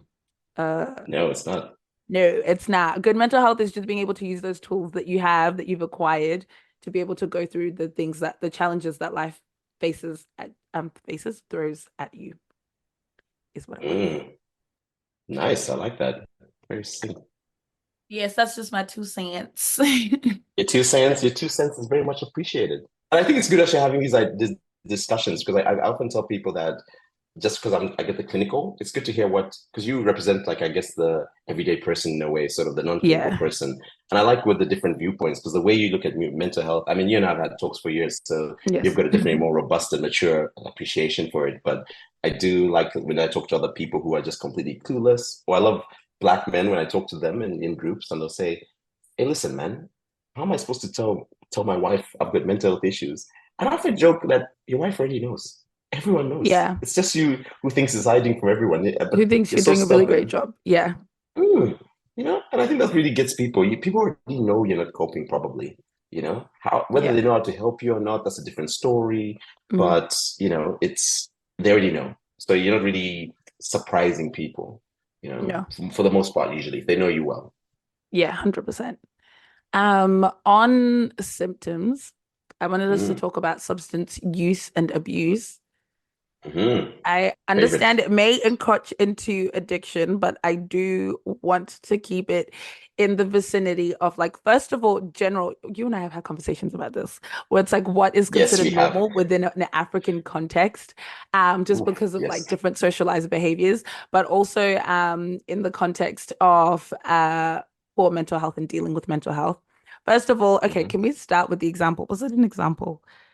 Whatever conversation we had a few months back, and we were talking about how it's very normalized that if as let's say he works a 9 to 5 corporate job, Monday to Hmm. Friday you go to work and you're fine, and then Friday through to Sunday he goes on a bender. No one is Yeah. really batting an eye because he is able to keep a job. And it's not like he Hmm. drinks throughout the week. So he's able to keep his job. He doesn't drink throughout the week. And I guess maybe he drinks maybe more for social setting. So people can find ways to justify that. Not knowing that that mightn't be the you say it. I don't want to say it. I'm not the one with the doctor in front of my name. Oh. Might as well be. No, you know enough. Yes, and I think yeah, I said that sort of I like it. So I guess we call that like binge drinking pattern or a binge behavior. So when using substances. So when I say substances for everyone listening, I mean alcohol, things, tobacco, illicit drugs, whatever you name it. So I just Yeah. use substances, but maybe let's focus on alcohol. Also like weed because there's such big issues in the black community. Those are the But two very normalized substances that people use, um, that I have found. Like anything yes. else, people tend to be a bit hush hush about and try not to be so open. But Yeah. like weed and alcohol, people are very open and have normalized um their level of use of those substances. And it seems to be very pervasive in the Black community, I would say. Yeah, it is, and it's tied to so many things for people, from spirituality, whether it's like you're thinking, oh, people going Rastafarian and sort of their own interpretations of whether it's a herb and how natural it is, what is Mhm. good, the things of that nature, even hip hop music, your henny and your weed, and it's like Yeah, it's we exactly. joke about it, but it's already pervasively there and considered like such a black thing. Even if I tell like a white person, they say like, oh yeah, even though also white people do it as well, but it's in their mind to say like, oh, if black person drinking, smoking weed, oh yeah, it's like I don't know. So we Yeah. pretend that it's like a normal thing when it's not really. But going back to what you're mentioning about the person who is what I would call maybe I hate using the term functional, Hmm. let's say alcoholic or something like that. Because I guess most people think to have a drinking problem, you have to be drinking every day, drinking a Yeah. full bottle of vodka or something, or Yeah. spirits, from morning to dawn. Definitely, if you're doing that, you have a problem, 100%. Don't get me Yeah. wrong. But it also can look like the people who just binge on the weekends. And I often tell people it's a problem if you can't seem to break the routine. Because some people look at it as, oh no, doc, it's like I'm not really harming anyone. I'm not missing work days. And I said, it's only a matter of time before it gets to you because Yeah. normal people, if they keep going with the binges, you find that when you binge, like a lot of us have drank to excess. So I like using this example of alcohol, Mm. where you have that intoxication feeling, you're happy-go-lucky, then you get a bit too drunk, then you're like, oh, I need Yeah. time to go home. You sleep, wake up, hangover the next day, and people feel a bit shaky and a bit anxious as well. That's Yeah. actually withdrawal symptoms. And some people have mild and some people have really bad ones. And I think everyone just Mm. remembers the hangover, I've got a headache because I'm dehydrated. So I've normalized that. But I Yeah. often say, even check your mood. You're not as like out of 10, you're probably like sitting on a 5 or 6. You're not Mm. what you usually are. You've been brought down a few pegs. And that feeling actually lasted a few days. It can anywhere from 2 to 3 days. So Yeah. for every binge you have, you just have to add 2 or 3 days to that. And that's why a lot of people, the way the psychology works sometimes is you binge on the weekend, but then come Monday, Tuesday, Wednesday, you're just really flat and like, oh, I can't drink anymore. I get I like got focus on yeah. work, but your mood's not really that good. Then come by Wednesday, Thursday, you're like, oh, getting back on track because now that depressive phase has passed. Has yeah. Because alcohol does a number on you, but people think it's just when you drink and it goes to your system, you're good. But Yeah. actually, the impact has on your mental health because it's a depressant. And it Yeah. usually has an effect that lasts longer than the time you actually just drank it. That's why you have to think about it. So by the Yes. time you're recovering and thinking Thursday, Friday, yeah, I'm good. Then your friend's like, hey, listen, I'm a piano, major league DJs, come, let's go. And then you're back at it again. And it's so normalized, but I think you have to do case by case. And I often say if you're doing the people who party every weekend, you really have to see them and see whether what's their health. See what they You lose did out on not the have to bring it to weekends. people's backyards with the piano. I No, was I'm like, bringing there it. Can you was no imagine? And people need. even see me, and I love Amapiano. I'm a diehard for Amapiano. There But it's was like no need to bring it that close to. Sorry, y'all. It was I bad. like triggering people too much. But I think it's also realizing that that in itself is a problem. And if you don't check that, it becomes a bigger problem. Yeah. And what ends up happening as you get older, we start using different narratives. That's why I say drugs is actually a narrative sometimes you have in your head. It's not just, oh, I drink this because I'm stressed. So some people start saying, you know what? It's been a long day at work, so stressed. A nice glass of wine just, calms me down. Yeah. And that's like a normal narrative many people use, and you Yes. wouldn't be, so I just have one glass or two. I often ask, like, people make it sound like it's harmless. I often ask, how healthy are the pores? Because, some people, one glass or two glasses could be half a bottle of alcohol. So it's like half a bottle of alcohol, wine, let's say, a day. And What they're like, no, it's just 1 or 2 glasses. And I'm it's like, just one or two glass. Yes. Yes. And, And I feel and you sorry know for it's a people. problem because people don't pour like the line on when you go to a bar and they pour up to a line. That's what I was gonna say. People The don't glasses at home don't even have a line. Also, everyone loves those like exactly. Olivia Pope type glasses. And so it's like Yes. I am trying to, but then I Oh, don't want to those look are the like a stingy worst. pour. I'm at home. Why would I give myself a stingy pour at home? So now I got half a bottle later. You Half see, and a you bottle. deserve it. It's your home. I'm not harming anyone. I'm just, you're there. It's Yeah. just a genetic. Yeah. It's just like it's such a narrative of being. It's a part of my routine, daily Yeah. routine. And I often tell people that you have to think alcohol is like the most dangerous drug we have in terms of addiction, in terms of the way it impacts people. Because even if Mm. I said if you and I never drank alcohol from today moving forward, we would have better mental health, physical health, barring everything else, Yeah. would actually be better for it. You save money, while cholesterol be lower, less blood pressure issues, less relationship issues. Yeah. I often ask many people, how many times do you, I joke, but I don't joke. I say, how many times do you find when you have an argument, there was alcohol involved? You know? And then Mm. for men specifically, I ask, how many times when there was a sexual encounter, there was alcohol involved? Mm. Mostly because I'm like, can you have sex without alcohol? You should ask people that. And it's like people, of course, the answer is technically yes, but you'd be surprised how many times people link that and alcohol, which for Yeah. men is never good because it also falls in things like consent, what our version of remembering it is, Yeah. etc. And I think that's what it's something which just makes people laugh. But then I say, yeah, but why do you tie drinking and sex together? Or Yeah. drinking and that's when I feel comfortable talking to my Yeah. partner. But literally, you might be telling your partner some very negative things because drinking taints a lot of the conversation. It has a negative tint usually. Yeah. It's not something that will make you open up in a good way all the time. It's often can get 100%. down and One thing I recommend, I was doing a mental health first aid course a couple months back, and as part of it, they have the link to there's some questionnaire on like your drinking habits or whatever that's just chilling out on the internet. I'm sure it's a public health something. yep. I don't know what they're trying to achieve. But anyway, because I'm like, no one who actually has a problem is going to willingly take this. And if you're taking it on behalf of someone Mm-hmm. else, there's already a problem. Like you don't need the questionnaire to let you know there's a problem if you're taking the questionnaire on behalf of someone else. But I was Yes. like, oh, let me take it just to see, just because I was curious. Hmm. And I was like, this must be a really confronting thing Yes. because when you are putting in the numbers, like just having to quantify your drinking Hmm. habits is crazy. And then it's like, Yep. if you're choosing to lie, that's already crazy in itself. Like you're thinking to yourself, wait, but why am I lying? This leads to nothing. What is the purpose of Yep. lying?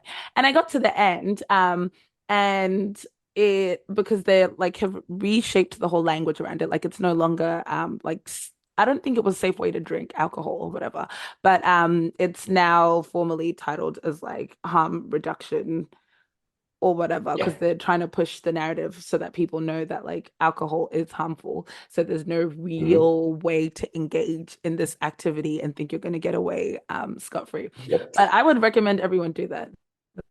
Yep. I was going to say the one I think you're talking about, if anyone who wants to know, is like audit alcohol screening tool. I mean, I don't know if that's the one you used, but it definitely is I one think everybody so. can Google it. So Yeah. audit is an AUDIT. So it stands for Alcohol Use Disorders Identification Test. So it's Um, essentially a screening tool, which everyone just Google it. I always tell people just Google audit alcohol yeah. screening tool. And there's so many PDFs that come up online, Yeah. and they ask you how to quantify your alcohol use in like the past 12 months. Or you can do it in the Oh last month, yeah, whatever. Just give this is one I did. Yeah. yes. And some of the questions, I won't go through everything, but some of the more interesting one is, how often do you find you have a drink containing alcohol? And it asks you, is it monthly, 2 or 4 times a month, 4 times a week? And it just sort of Yeah, progressively gets more frequent. And exactly. the more frequent you drink, and it's actually good to do it on your own because at the end, if you get a score that's too high, tell you that you might have a problem and should probably seek some help. Some So help. it doesn't Yes. mean yes, and to be honest, if you're scoring very high, it more than likely means you do have a problem with alcohol. Mm, I think people like to use these screens and say, "Oh, it depends. Last month was December." That's the thing I always get. So there's always this last month was December. Then everyone's like dry January, but how many people actually pull that off? yeah. Then next is going to be like, I know there was Valentine's Day. Then there actually concerts in March. Then this was winter, and then so And there's then yeah. always a reason to drink. There's always going to be an excuse. But I Yeah. think it's a good screening tool, especially pertaining to alcohol. And don't just use it for other drugs. Like you can replace alcohol and With cannabis yeah. in that as well, and it still would give you roughly a good indicator. But yes, the fact that you have to quantify it, I think it really blows people's mind when you actually put it on paper.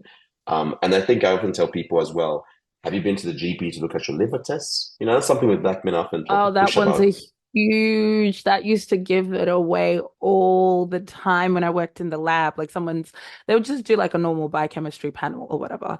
And then Hmm. their GGT comes back through the roof. Like everything else is looking kind of normal-ish. And then you see this super elevated GGT, and you're like, "Eh." Yep. And then just for everyone who listened, the GGT is like an enzyme in the liver. That's you normally when you have a blood test, it's the one that actually, if you're drinking too much, is quite raised. Yeah, it's quite specific for if yeah. You Yeah. are drinking a And, lot. Like and, it's not like, oh, maybe if you know other things in the body are going wrong, then that one mhm. is quite specific to if you drink a lot of alcohol, that's going to be elevated, like stupid Yes. elevated. Oh, and leads to very interesting discussions on the ward when I meet people, but because people try to minimize their drinking, but the blood tests don't lie, Blood tests you don't know. lie. They never Yeah. lie. So it's something that's actually objective. So if you're like, oh, you've read the scale, whatever, then we could do a blood test. Hey, if you get a raised, and you go talk to your GP as well. And something I often joke with black men is, do you have a regular GP? A lot of black men say no. And I often joke that why is it black men only go see a GP when they're trying to do STI checks? You know? Hey, that's a story for another day. But There you go and they again. always use Why different are we yelling? GPs and they go outside of their neighborhood. So I was just like, who are you running from? It's like they're like, nah, I don't be seen. I don't want Gotta that be my stealth GP to about know it. I'm sexually active, or if you have an STI, like you don't get treated in secret, you know? Mm, Um, but they don't go for other things which are normal because I guess that is more pertinent to think like, oh, I'm having sex out here, but now I've got a symptom. Have I caught something? When yeah, really the discussion should be maybe are you practicing safe sex, but discussion for another day. But the bigger discussion I like to have is, do you have a regular GP and go for regular checks? Like for myself, yeah, I go to the GP twice a year, usually just get a blood test, look at my cholesterol, because I'm getting older, I'm 38. So it's something where I think about my health a lot more than I used to. I find it's good to actually have someone who knows you and Yeah. can tell when you're going off, either physically or mentally. That way, Yeah. and that's something which I find a lot of. That accountability comes back. Ooh, hey, I tell you, yeah, and that's probably would save more people if you just had a regular GP you saw on a like I don't know if you're healthy, relatively healthy, you only need to go once or twice a year. But even then, if something comes up, are you stressed? You're going to see a GP, or you're having weird Yeah. symptoms and you can't explain it. Going to a specialist and just getting it relieved, because like I said, we're big on somaticizing. So Yeah. sometimes that's how they present to all these physical symptoms, but it's not really. But yeah, having a regular GP that could help you so much. But going back, sorry, I don't know if I answered the full thing with the binge drinking pattern. I was going to tell people that functional alcoholic or just because I drink on weekends, that still can be problematic and you could still have a problem. Okay. Yes. And especially the main things I often say is if you can't break the pattern, because a lot of people say, like, no, no, if I wanted to, I wouldn't drink. And I say, Actually, okay, no, I prove think it. the based on the question you just asked, the one that I did was a different one. I'll put the link somewhere because it actually asks that like if you wanted to stop, do you think you could, or have you tried to stop recently or something along those lines? Oh, To yes, yes, yes. kind of like get people thinking like, if I did want to like do a dry July or whatever, could I? Yep. Could you? That's a very good question. Yes, You know? sorry, as Uh, you were. Yes, Yes. breaking the pattern. Yeah, no, no. Exactly. Could you break the pattern and be honest with yourself? Because people like saying, if I could, I would. And then I said, Mm, but you've been binge drinking all these for like they always tell you while they're still doing that pattern. And it's like, oh, if I mm, could, if I want to, I could. And I'm like, mm. prove it. I was like, but why? I'm okay. So you get resistance. Already when I get that resistance, I'm like, Yeah, you're really doubling down on it, which is yeah, never a good sign, as opposed to like reasonably showing me that you can go without drinking. yeah, Um, and the other thing as well is if it's impacting on like your physical health, okay, yes, your mental health, your relationships, either with family, partner, children, or at work. yeah, Also, I guess, yeah, at work, okay. And also, if it's just affecting, I guess the other thing is like your community. Are you being ostracized because you're drinking? Because we all know the yeah, person who starts drinking too much, then we sort of isolate because when they get drunk, this and that, yeah. we drive them home. There's also complaints, and we sort of just edge them out of our The society, you society. know? Yeah. I actually had a follow-up question, and I'm glad you mentioned if it affects mental health. In a situation like that, because for the most part, that's usually quite a socialized way to like a socialized relationship with alcohol. Like no one's thinking twice. Mhm. How do people identify that this is now affecting mental health? Because then it's also that thing of there are people that you see where like if you go to an Amapiano event, this person's always they're gonna walk into the event drunk as anything, like they've been drunk the last Yes. 24 hours.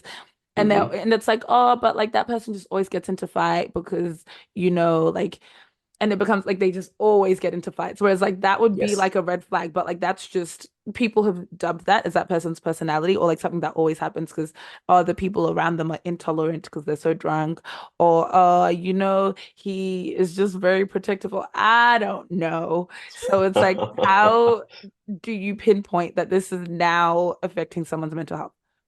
That's a good question. Yes.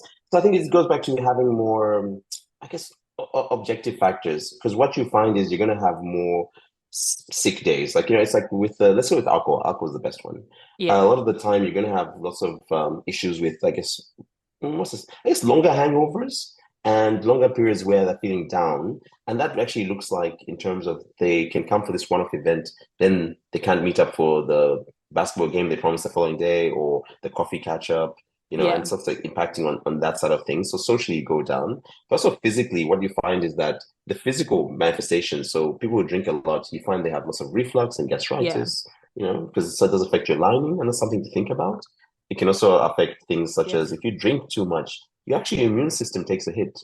People who are big drinkers, they're more sickly than people who don't drink, Yeah, because it actually does because separate. you have, what are they called? Micronutrient deficiencies. Yes, that's one of them. But That actually, used to be a huge one, yeah, because calorie wise, the alcohol you're like consuming, like technically it's meeting your body's calories, so like your body's chilling. But Yep. then also it's the, correct me if I'm wrong, your liver swelling, which then affects like the whole internal systems, then your stomach gets smaller, and then you're not really wanting to eat anyway because the whole Hmm. eating is cheating, and also Yep. your stomach's already full with all the alcohol, so it doesn't really have room for more. And then yes, now you're getting sicker, you're more susceptible to common cold. Yes. And also another level which I found was very fascinating. I did the addictions training is apart from those micronutrients, is that a lot of time if you're drinking too much, it actually suppresses your bone marrow. So it can affect your, Oh, full true. blood count, Yes. Yeah. so it's actually just so that produces all your like cells. So red blood count, white Yeah. cells, and people as well, it affects your liver, so clotting factors. So you find lots Yeah. of people who drink a lot, you find that they also get these bumps and bruises because you're very intoxicated, you're not really watching yourself. And I Yeah. often joke to people, everyone who's drinks has an alcohol story, there's some bump or something or scratch on your body that was related to when you were Yeah. intoxicated. If you just feel a Yeah. nick somewhere on the table or you bang Or into the yeah. door, but at the same time, you also it affects your clotting factors. So you find they tend to bruise longer. So people Yes. that's why you can see the bruises as well. Like, it's a lot of bruises. Obviously it's a lot easier to see on people who are fair skinned, but also Yeah. with black people, I guess depends. You have to just know where to look. And I guess my assessment, it's not just I'm taking notes on paper. I'm also looking at them, and there's certain Yeah. things I'm trying to read. Like, Definitely. And also going back to what you're talking about the mental health thing, I don't know if I fully answered that. Is if you're drinking too much, I think just smoking too much, and a lot of people actually using stimulants like ice, and I always joke about the rich black people of Australia now and the cocaine now. So we're having like lots of those problems. But you find for all these intoxications, we're feeling really high and everything's good. You find that you start getting these really long, pervasive downs. So Yeah. sometimes people actually who never had any mental illness before, even if you start drinking too much or smoking too much, you can actually develop depression, anxiety from a substance. And Yes. and sometimes as simple as if I stop drinking, your mood will improve and you won't be depressed. And sometimes it's not even that. Sometimes it becomes more pervasive and you actually, Yeah. despite stopping drinking, you're now a depressed person who needs medication, maybe therapy. Yeah. So it's not really it's just not harmless. I often tell people if you never did any drugs of any kind, any substances, your life would be so much better. But I it's hard have to justify that life in Australia a or many Western question countries. Yeah, just go on. to poke at the bear. Like I just you just have to answer the question. We'll let the answer sit for itself. Okay. Um, in the Black community, what is the common cause of drug-induced psychosis? Ooh, cannabis and ice. So methamphetamines. So people, we know Thank where, you. That was all. and yeah, there you go. And something, I guess, I don't know what time it is, but psychosis is and mental illness we really don't talk about, even though it's coming up and it's always been there. Hmm. But I think that's what people classically think when they think of someone who's unwell. So let's say with Yes, people who definitely. are so by psychosis, I should tell people the way it is the common signs of people who are very Yeah. paranoid or they can sort of hear voices no one else can hear, very Hmm. disorganized in thinking.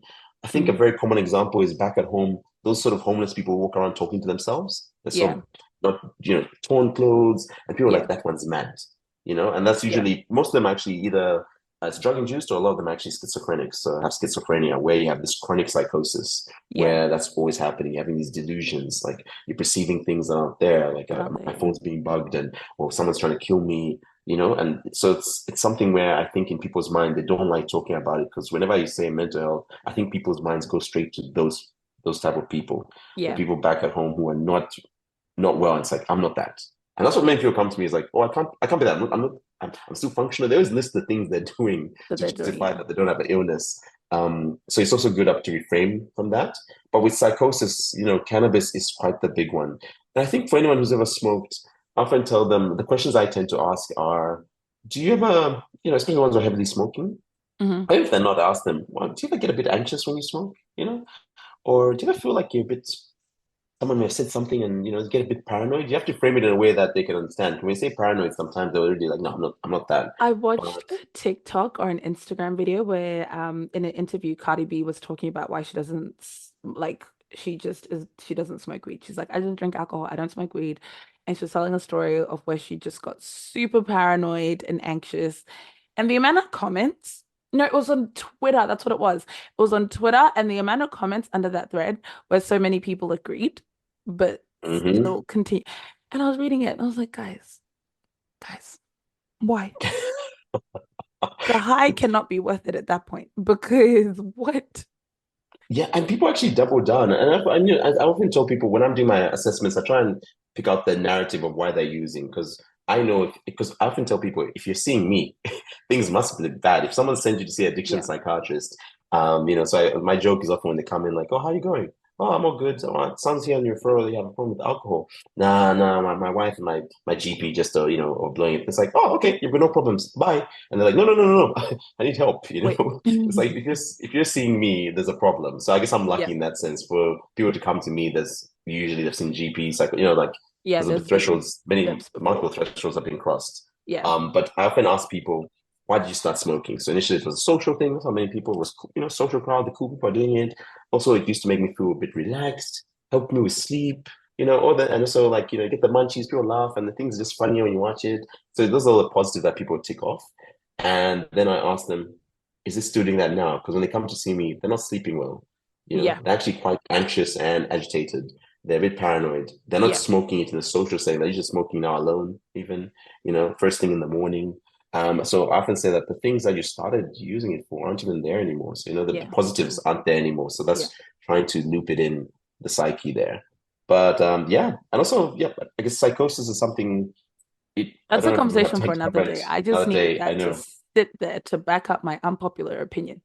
Yes. Um, It's definitely been backed up. Don't you worry. yes. Oh, and also, I should Okay. also mention Yes. also with stimulants. Sorry, 'cause I said cannabis and Ice. what you call it, ice. And the thing is, I was going to say with that is with more people going on to like ADHD stimulant treatment.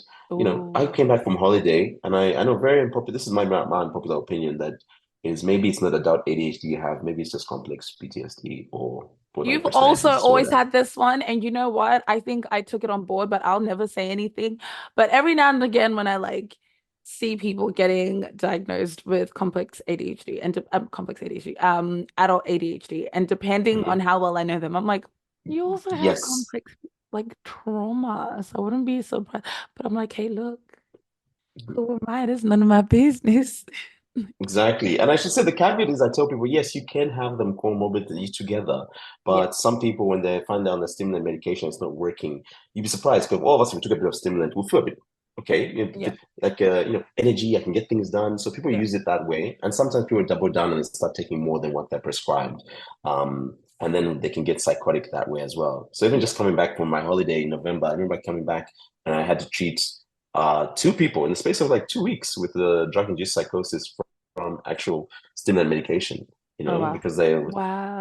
and looking back, it was like, do they have ADHD or they're having lots of these trauma responses that they haven't really addressed in therapy or learning how to Yeah. cope and I think another person had really just severe anxiety. So I was like, but antidepressants aren't sexy drugs, No, they no one wants take a long that. time. And No, anyone and who's they been on sound antidepressants, chaotic, like not chaotic, but they sound hectic. Like if you're told to tell people you're an antidepressant, it's kind of like, oh. But if you're like, oh no, I'm taking a stimulant for my ADHD, it's like, wow, that's amazing. yeah, it's like Vyvanse or my Dex, my Ritalin. It's I often tell people that's why I hate sometimes the marketing around it because it's sort of made Yeah, this wonder drug and it's like this catch-all to solve all your problems. When a lot of people with ADHD actually, like in the long run, like being on stimulants long term actually has its own problems. That's why a lot of yeah, people don't who have adult ADHD don't die taking them as stimulants. They all benefit better from going to ADHD coaches who tell yeah, them how to just use their limitations in the right way. So maybe make a diary you better writing things like you structure your life around yeah. your deficiencies, and that way it can allow you to focus and get the most efficient, And get, efficient work yeah. from yourself, while accepting that sometimes you'll be distracted, and especially with things like phones and things Oh like my that. I gosh, hate the fact that yes. everyone thinks they're like. I mean, don't get me wrong, you're doom scroll, we're checking TikTok, and it's like, oh no, my attention span's off. But you're the one who's forcing it by giving yourself those fast feedback loops. So if you went back Yes. to actually reading a book, so that's what I'm trying nowadays, instead of my audiobooks, I'm like, let me read a book, like An reading word actual after book. word do Yes. you know how much patience you need? Like if you're not used to, if you haven't done it in a while, I'm like, Oh, oh, 100%. I am what over 2 weeks into not having social media, which I usually do, but I think this time mhm. around it's just hitting different. Oh, because I deleted everything actually. So the only thing I Wow. have left, like I deleted all the apps. The only apps I have left, Facebook Messenger, not that anyone really contacts me on that one, but it's there. WhatsApp, Pinterest, Hmm. and LinkedIn. Because how Ah, addicted can you interesting. be to Pinterest? Um, And I'm finding like getting back to YouTube because I watched a few videos because Yeah. obviously I was like, now I need to know when other people go through this, like, what is this like? And it's that idea of going from short form content into long form content and like Mm. retraining your brain to do your brain focus, Yeah. Oh, retraining yeah. Yeah. um to just focus and listen the whole way through. Because when you get a soundbite on TikTok or on Instagram, that's fun. And like Instagram, maybe at Yes. most 90 seconds. Like no one's tuning in any longer than 90 seconds, to be completely No honest. way. Same with TikTok, like the longer videos, no one's really there for that. Yeah, yeah. 8 minute But to now rant and watch a what? 20-minute video, my brain Mm-hmm. has been suffering a little bit. It's been Yep. struggling. I'm like, oh my God, I'm a TikTok generation. I'm an iPad kid. Like, Yes. It's so funny because in your mind you're like, it's good for you, but any change is worth it, but it's hard. And I think it's so easy to go back into yeah, just the old, what? Give me my TikTok things. Because yeah. especially even like what's the one people like talking to me about? Do you know Huberman Lab? I don't know, it's like this American neuroscientist guy who talks like he's on YouTube and podcasts, but he goes Mm. for 2 or 3 hours and he does deep dives into stress and coping. He gets like big talkers on Oh, like excellence and trauma. So he calls in lots of specialists. I mean, for everyone who watches him, I know he's got big fans because his work, he does use journal articles and does try and do research and make it very pragmatic. yeah. Sometimes I don't like the quality of the research articles he uses, but that's just me being pedantic. But ultimately, he tries to get a professional in to talk about maybe trauma and explain it in basic things, what you can do about it, why are we Yeah. going therapy, what are the different types of therapy, EMDR, what is that about? And he sort of tries to break it down in bite-sized chunks, and you can sort of watch Yeah. it over. I mean, some people just watch it in the space of they sit down and watch the 2 3 hours, like it's No, like yeah. movies. But for me, I'm like, listen, I'll watch 30 minutes today, then maybe the Another rest if I 30 come back. tomorrow. Maybe one day we'll build up to watching a whole documentary, but like Exactly. But I love the fact that you actually try and rewire that for yourself. and allowing myself to be bored because I was back home Mm, as well up until recently. And to be honest, I made it a point in the last couple of weeks just to not really do a lot. So I'm just like at home and I'm like, okay, I'm gonna watch a YouTube video. Okay, I'm done with the mm. YouTube video. I guess I'll read. Okay, I'm done with the reading.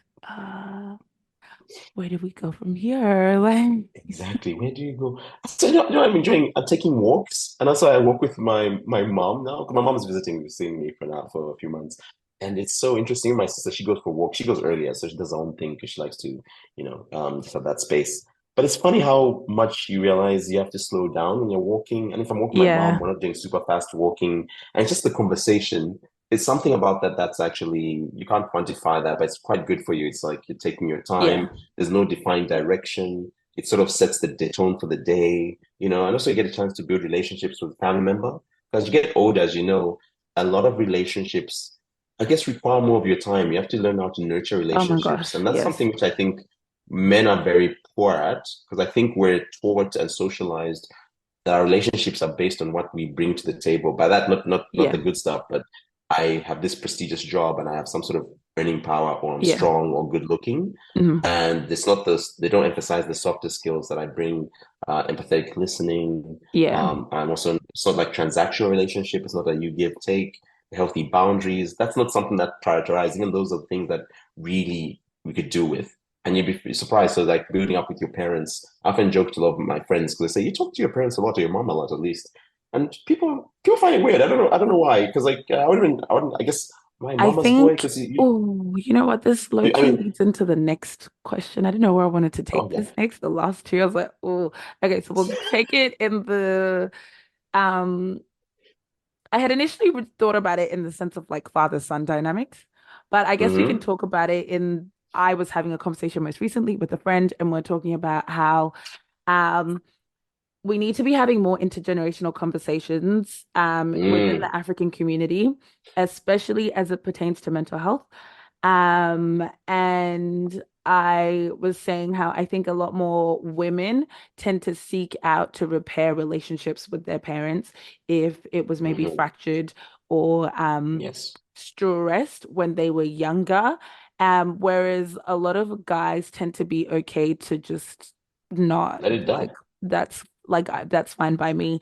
But I think Mm-hmm. also it tends to be that thing of like women tend to seek out their relationships with their mothers a lot, like maybe once they get married or once they start having kids or whatever the case may be, Mhm. because now they're like, oh, I like they desire to have that mother figure in their life. Whereas I feel Mhm. like men tend to be like, oh, I can just read it in a book, like how to be a provider. Like maybe Ooh, I can be a better provider than him. Not thinking about maybe some of the other things that are required other than being a provider. yeah, Let's talk about you it. just so many things there. Going back to that thing about reading the book, I have arguments with people about this all the time.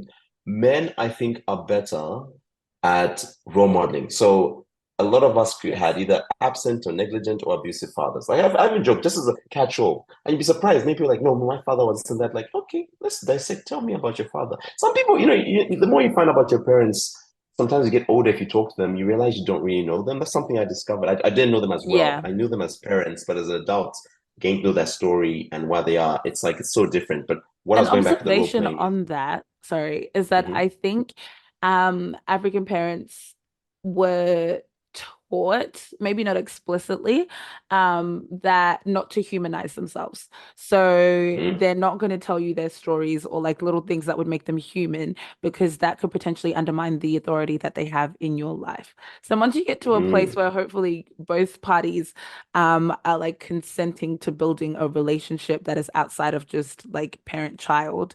You're like, oh my mhm, God, you're kind of interesting. Or sometimes you're like, damn, went through a little bit of mhm. trauma. Yes, and they say it so casually. And I feel sorry for our parents' generation because they can heal and they can change. I think we like having this narrative that, especially with mental health, even addictions and these traumas, that they're stuck and you can't get better. This Yeah, like pervasive underlying undercurrent that, it is what it is. Everyone has this. I just got to keep it moving. And I'm yeah, like, no, actually, a lot of people actually can work through it. And it's not pleasant. And I'm not saying it's always going to land in a place where you want it. That's why with mental health, it might not land in the place you wanted to go, but it might land in the place where it should have landed in the what first it place, should. which Yeah, is not what you might want it to be. yeah, So let's say going back to the parenting example I like to give is with my mom. So when I grew up, mothers the ones who do a lot of cooking at home and things like that. yeah, So I think for the longest time I was like, mom loves cooking for the family. yeah. And it's funny, we were talking. I know. She told me this was it 2 years ago. She came over visit. Actually, it was the other year, and she was talking about we're just in the house and she's cooking the meals and like, oh, mom, let me try and buy something. I hate cooking all the time in the house, but she's like, Mhm. no, this is my gift to you guys because also she doesn't like the stuff we eat Yeah. sometimes. So she likes natural cooking. But I said, mom, oh, you're really good at it. I said, I wish I liked cooking like you. They said, like, who said I like cooking? My mom, I was like, sorry, woman who has fed me my whole life. It's like, What do you mean yes, you don't because you like have to cooking? feed your kids.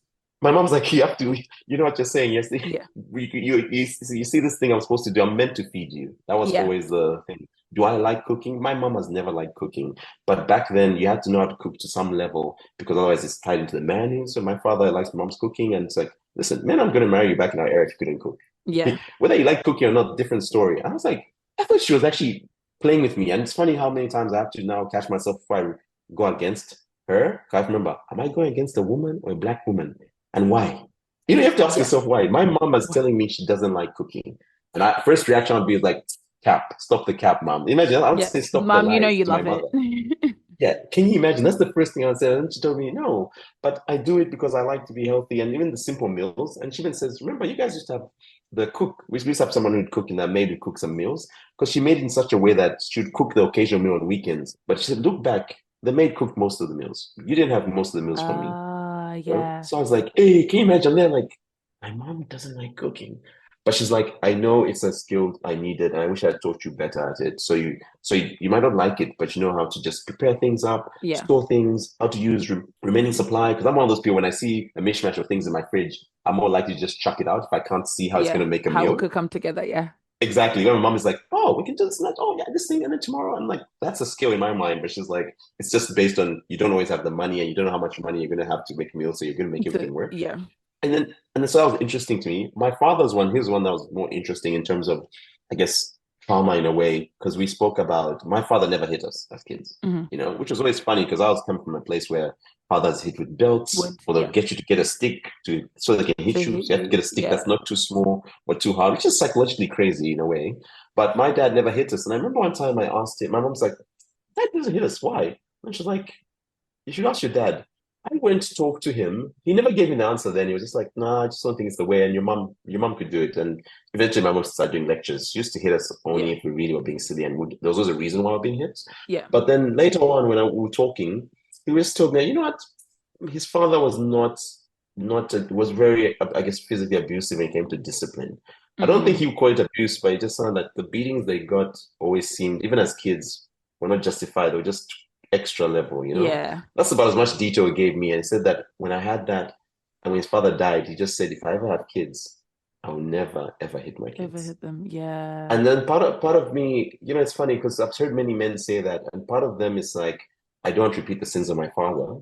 But the other one that's not said less of is, I wonder if I started hitting, I would hit just as cruelly and Mm, harshly yeah. what I experienced. Because monkey see, monkey do, and that's why I say for men, even though the going back to the book thing, I'm wrapping up the book thing. It's Yeah. sure you can read about parenting, but if you had very um I guess negligent fathers or very absent father. I always say that either they're there, but they're not really there sometimes. Yeah. And it's now hard to be a present father. Even though you're reading the book, people struggle because you've got nothing to role model for. You're making it up in your mind and a Yeah. book. So men like Yeah. talking the talk. We all know how to talk. I'll talk to my son, not hitting him and Mm, provide discipline. People say these things, then I say, what does that mean in your actual parenting style? yeah. And you find people get stuck. So the reading thing, as much as it is important, I definitely advise people to read. It's almost better even to go for that parenting workshops that they give specific Oh, examples yes. and you can bring examples of your kids. And those are things, and going with your wife. And my Yeah. parents actually did that, which I always think my parents are very progressive. They did that in the 90s because they were both inconsistent parents. Like my mom would never give me money, then dad would just give you whatever money. Mom would always ask for change. So, you always go to ask for dad if you need some Yeah. sweets or money. Go to mom if it depends. Mom, you have to negotiate grades for some really nice, like Nike sneakers or something. But then the inconsistency would lead to lots of fights because my mom would say no to something, dad would say yes to something. I remember it was around the mid 90s or something like when I went to this workshop. They came back. After that, I remember my parents were always united fronts. I remember you couldn't, if mom said no, if I went to That dad, would, dad's like, what did mom yeah. say? Mom said, no, Or you talk to my mom first. Or if my dad, or go to dad, he'd say, let me talk to mom. And I Yeah. remember they became consistent. I remember thinking, what the hell happened to my parents? I But was what really, having they this just came because conversation the other day with an auntie because she was talking about how the kids had figured it out. I was like, look, low key, I'm not gonna lie. One thing that I found annoying as a child is that it would be like if I ask mom something and she says no, and then I go to dad and he'll be like, what did your mom say?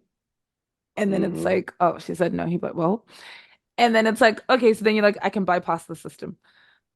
Dad, can I? Did you ask your mom? No, go ask your mom. You see, and that's Oh, actually what do good you for you. I mean? tell you, I don't like this united front, but also, I mean, shout out to, I guess that helps your marriage, but bloody hell. exactly. And when the marriage is good, usually that has so many knock-on effects to the parenting. And even you seeing healthy marriage dynamics, it's so positive. I think we're so used to talking about the negative dynamics, which of course we know the negatives, like the Yeah, shouting or abuse, of course, will become negative, but we don't talk about enough of how seeing positive relationship where I think yeah, my father actually likes my mother. Because love is a strange word. For black men, I often say, don't, if you want to be really embarrassed, ask a black man how he defines love and how he defines love in pertaining to you. And don't I lead was him. actually at a You will be. table where that Mhm, question was asked, and I was the only female at that table, actually. Um, yeah, that was an interesting discussion. That wasn't, and mhm. I wasn't surprised by any of the answers that were given. Knowing who I was talking to, I was like, yeah, I see why that would be how you would define love, like that. But it's very, yeah, that's a conversation for another day. It's like duty. It's it's Oh, it's yeah, that was it's, literally it's what I was gonna these. say. I was like, if I say Judy, we'll Mhm. go through. No, no, trust me. I'm hear it all the time from men, and it's like that's what they want, and I'm like, love is such a. That's why I don't even use the word love. It's because for black men, we're not even ready to have that discussion of self-love. So I say, do you like your partner? Yeah, What do you like about your partner?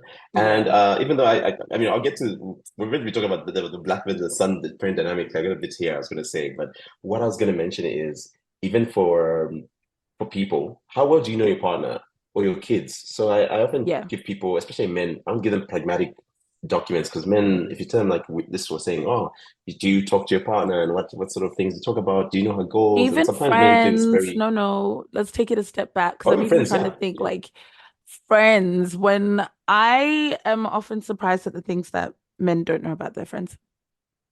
Yes. So like even there's this guy called what's this John Gottman. Everyone knows him. Oh He's like yeah. this married psychologist, and him Yeah. and his wife did all these books and things. And they have this thing called the love map questions. You can just Google it, Oh. Gottman, or just love map questions, PDF. Mm, You find it's a 4-page document, sometimes longer or shorter. And it's very simple questions that you meant to either check with yourself or with your partner. So things like, what's her birthday?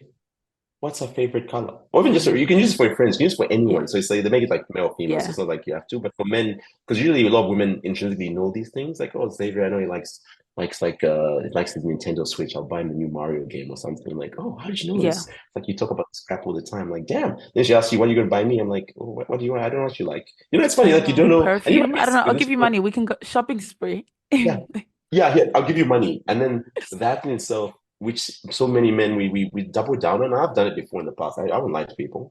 And say like, oh, here's this money. Here's a voucher. What you want? 200. And you give them more than what the present they gave you. So in your mind's like, Yeah.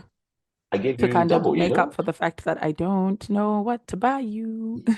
Exactly. And they even ask things, what's the favorite color? What are your partner's goals? And it's something which I say, go do it with your partner and you'll be humbled. Yeah. And it's good because that's the idea. Most people do poorly at this unless they're really very in tune with each other. Most Yeah. people do poorly. And that in itself will be a conversation starter. And then you get to know your partner a bit better in a way that feels structured because men love these structured approaches. Even though Yeah. I think I'd love us to get more in touch with just being a bit more intuitive, trusting our gut. Because we definitely, you know how women have good female intuition, which now women are Yeah. leaning into a lot more because it's so good. Men will suppress our intuition, you know? Mm, And mm. exactly. Yeah. Mm, I felt that. mm, Okay, this was gonna be my last one because we're gonna wrap it up. Um, mm-hmm, I would like to discuss tools and what that can look like practically. Um, mm-hmm. when you were talking about building relationships or being intentional about relationships as you get older, because time, because all of these things. Yeah. Um, I also, yes, wanted to double down on that. And one of the things that I remember realizing, I was like, oh, I think this was more intentional than they intended it to be. But in the town where I grew up, I choose not to say it because what? Anyway, That's okay. Privacy. embarrassing. The African community there is really strong, and I think that just has a lot to do Mm-hmm. with like the size of the town in general. Yeah. And so everyone is quite well connected. But I realized that there were a group of men, and they call them, I don't actually know what they call the nights that they do. But they'll like meet up every now and again at one of the guys' houses. They'll have like whiskey, play games, listen to music. Mm-hmm. He's got like all the what are they called? Like traditional Zim instruments. Oh, Um, wow. Okay. yeah, like a whole collection. So they can like play like the music or whatever. And then I remember when I was talking to dad about like just like black men and mental health, because I was like, this idea started a long time ago in my mind. And I was like, I want to know more. Like, what are things that you intentionally do to take care of your mental health? Because I'm like, you're a mental health nurse, so you Yes. know that you need to have a toolkit. So now I want to know what you identify as being in your toolkit. And that was one of the things that he Mm-hmm. mentioned because when they go there, um, it's just them hanging out. But then also, if someone's like, yo, raising a teenager overseas is rough, that has Yes, it now opened is. a conversation. And then they can all kind of have a conversation, have different perspectives, that kind of thing. And I was like, oh, that's cool because you didn't need to call that like a support group or like a whatever. Yes. But essentially, that's kind of how it functions. Um, Yes. I was thinking of so I work with this organization, and one of the programs that they have is where they have a mothers group, but it's really intentional that it's set up around the way that traditionally as Africans we would have done things. So they have like this beautiful garden. And Yeah. so the Okay. mums come, they get to like work in the garden. But they're also having like conversations that are facilitated around like the difficulties of living in this society and this culture and all the things. Mm. And then they get to walk away with like vegetables and stuff, and it's like great. And it's like, but that was like a almost a therapeutic intervention, really, but no one's calling it that because that can be scary. Like, Yes. Oh, I'm Hmm. attending my Don't support call it a group. support group. Don't say No, no, that. no, no. Yeah. So I think they call them like the ones my dad attends. I think they call them like what do they call it?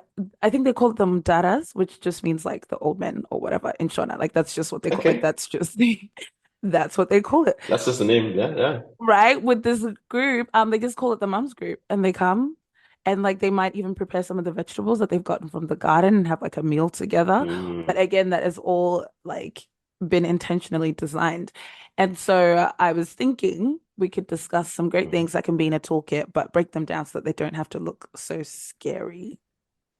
Yes, that is true. So that's a good one. So let's start with that one actually. Let's call you and I will call it a support group, but everyone out there, I think what I normally tell people, men or women, black men or women, is you want to have a gathering where you do some sort of task or just catch up and something. So the aim is not the mental health, but it's a space where you feel these are friends Yeah. you're comfortable with. I usually try and advocate to avoid the drinking if possible with men because Mm. sometimes it just comes a drink up and then that's Yeah. like really detour takes on a detour. So some people do catch up for soccer practice. I've got Oh, friends who yes, go. My yes. brother, he's got friends who goes from his church. They golf every once a month and just and they've got Yeah. different handicaps, but the idea is just getting together and they're all married and just like they can just talk on the range. It's a Yeah. task they're doing. So you're distracted from it. You're talking while doing something else. Yeah. I've got another group of friends who actually they like doing these regional trips. They say, let's go down to the Snowy Mountains. Oh, Let's go for it. yeah. And I think there's some friends in the UK who have started this thing where it's called Mental Talk. They've got a podcast as well, but they actually get black men together, either in London or Manchester where they're based, and they say, hey, we're going for a hike, just black men. And they get Yeah. them, they come early in the morning, they go on these hikes, and they're actually long hikes, but the whole idea is we're not trying to race all this time, we're just walking and talking at Yeah. our own speed. And you have maybe like a fast group and a slower group, and they're very inclusive. They say, okay, they need disability, so say, okay, maybe not a challenging track, maybe just do a flat track, but Yeah. they actually just go and they can just start talking about anything. And because there's exercising, they're not drinking, and eventually, like you said, the small talk that comes out, they can actually talk about their problems because it's seen as a safe space. So a Yeah. lot of black men don't know how to create safe spaces for themselves. Because what you mentioned, even the garden group and those things, have you Mm. noticed how those things seem like feminine type things? Like they're Yeah. not in themselves, but a lot Yeah. of black women can easily, they do, let's get high tea together. Let's do a Yeah. gardening project. Or even recently, I've seen in Sydney, black women who golf.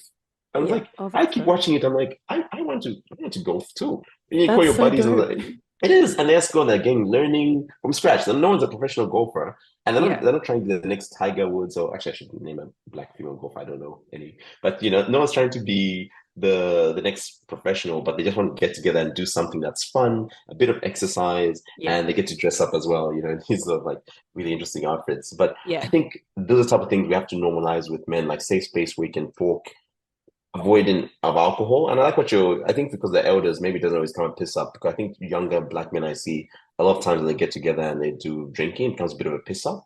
So much so Yeah. that I remember when we had some friends, when we used to do it before the pandemic, we'd catch up on Thursdays and it used to be a post-drink thing, but then we'd try not to drink actually. That was Yeah. the aim. And we actually had one person who I think used to struggle with drinking. So just out of respect for him, would say, all of Yeah. us are going to We drink. won't. Yeah. Yeah, and we talked about someone's divorce, someone's Mm. like issue with kids, and we were all Mm. chiming in. And even me, the guy who's not married, it's like it's funny how you don't need to be married or have all these things to give objective advice. And I guess for Yeah. me, I get to treat people who are in these situations or have seen what works or from my background. So we're just Yeah. sharing ideas, but ideally we're just holding space for this person. Yeah. So that's what we should encourage a lot more. And for every group, it's going to look different. But I encourage every black male, black woman to actually try and find a group that can meet up regularly and a Yeah. safe space for you to talk about anything without criticism. So that's one. So talk a little bit about that. Being The other thing I was intentional going to, about creating community. yes. Yes. The second thing, which is like goes back to one of the biggest things we have is lack of information. A lot of us Mm. just aren't knowledgeable. That's Yeah. just putting it out there. People don't know if you're doing what is depression, what is trauma. These are words that are thrown out. We just don't know the basic. What is mental health? What is mental illness? So I often tell people it's good to give them like a few websites that break it down and actually been made with the community in mind, where they just assume you don't know anything.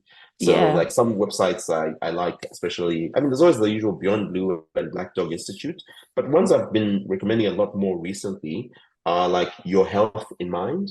So it's actually Mm. a website that was created by the Psychiatrist College in Australia to then cover what's a psychologist, what's a psychiatrist, how to get Mm. help, and it gives you stepwise steps. Like if an Yeah. emergency, do this, or if you need a refer, what you need to go get a psychologist and say GP for referral, do this. Yeah.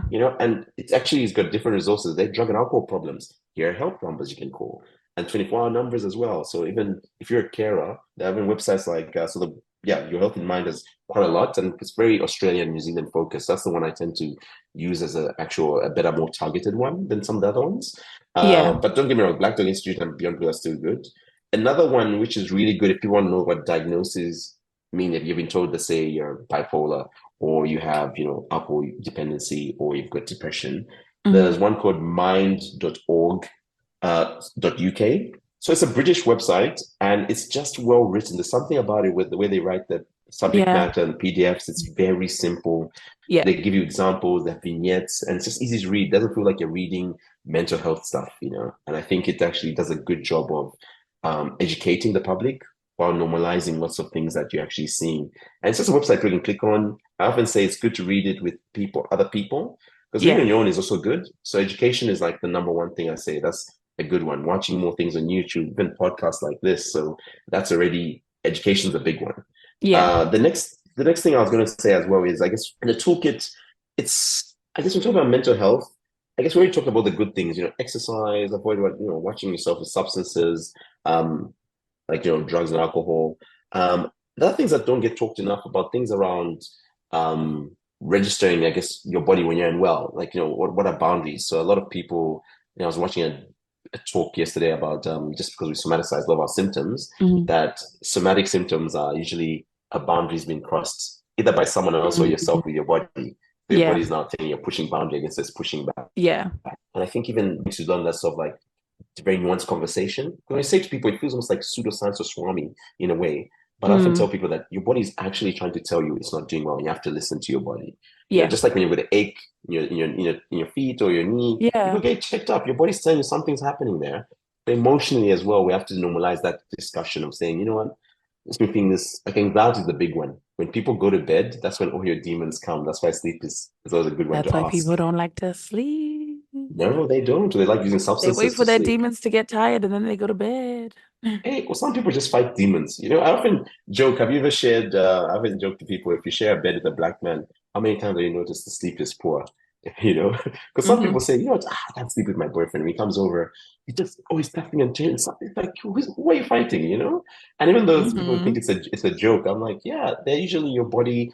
If they're nightmares, recurring problems with sleeping, your body, there's something that's not Yeah. right, and we have to sort of get more people try and lean into that conversation I instead of was, thinking it's yeah. yeah, gonna say on that, I think a lot of people don't, that whole thing of your body gets used to being in a fight or flight response that you don't know Mm, where your baseline is, so you think you're fine anyway.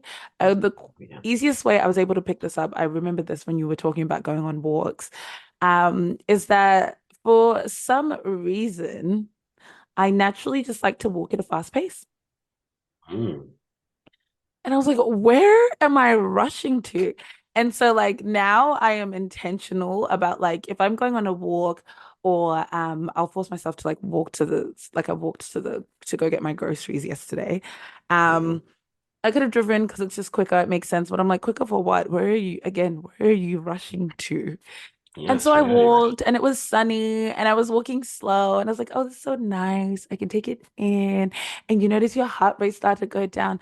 And I'm like, whoa, I didn't realize how like highly strung I was today until I was Mm, taking a walk. And so I think if you don't know where your baseline is, it gets a little harder to identify that mm. your body's a bit out of whack. Because once I got in Yes. touch with my body, I could tell when anything was off. I was like, oh my God. I'm getting Yes. sick. I know it. 2 days later. Like, That's why I'm so big in this like somatic therapy in a way, because sometimes just for black people in particular, I mean, there are lots of therapies you can go through, like trauma therapy, CBT, but that somatic, like reading into your body. And what's the yeah. thing you like talking like in black communities? Unclench your jaw. Hey, every time I read it, I'm like, hey, why is my jaw? Hey. Even it's just like Yes. you have the fact Yeah. you have to think it through, and then sometimes I'm like, when I've been working on a stress, like if I'm doing a very difficult consult and it's like Yeah. a bit combative, because believe it or not, most people I meet, you start off at a stance of them being defensive. I'm trying to probe a bit and also trying to help Yeah. them. So it's a delicate balance that can become aggressive. And sometimes after a very heavy session, I'll find I've just like been clenching my fists or something. Yeah. Like, it's like, and Take a I breath. have to just reset and learn to deregulate. Sorry, just regulate your emotions and just Yeah. learn to self-soothe is the word I was looking for. Yeah. And that's something that usually someone has to teach you. 'Cause a lot of us, I mean, you can just use YouTube, I suppose, but sometimes you actually need someone to guide you. Like, okay, why is Yeah. you're tense? Okay. Even if you go for a massage, I have to tell men, like, that's why I like going for a massage if I can. I should do more regularly. But every time I go, Yeah. I'm thinking, that was good. Even like you go for pedicure, manicure, which of course when you do it as a man, like, are you Yeah. gay? Are Did you your in? girlfriend make you do it? And I'm just like, my God, Yes. this No. anyways, the self-love will be a discussion for another day with black men. Yes.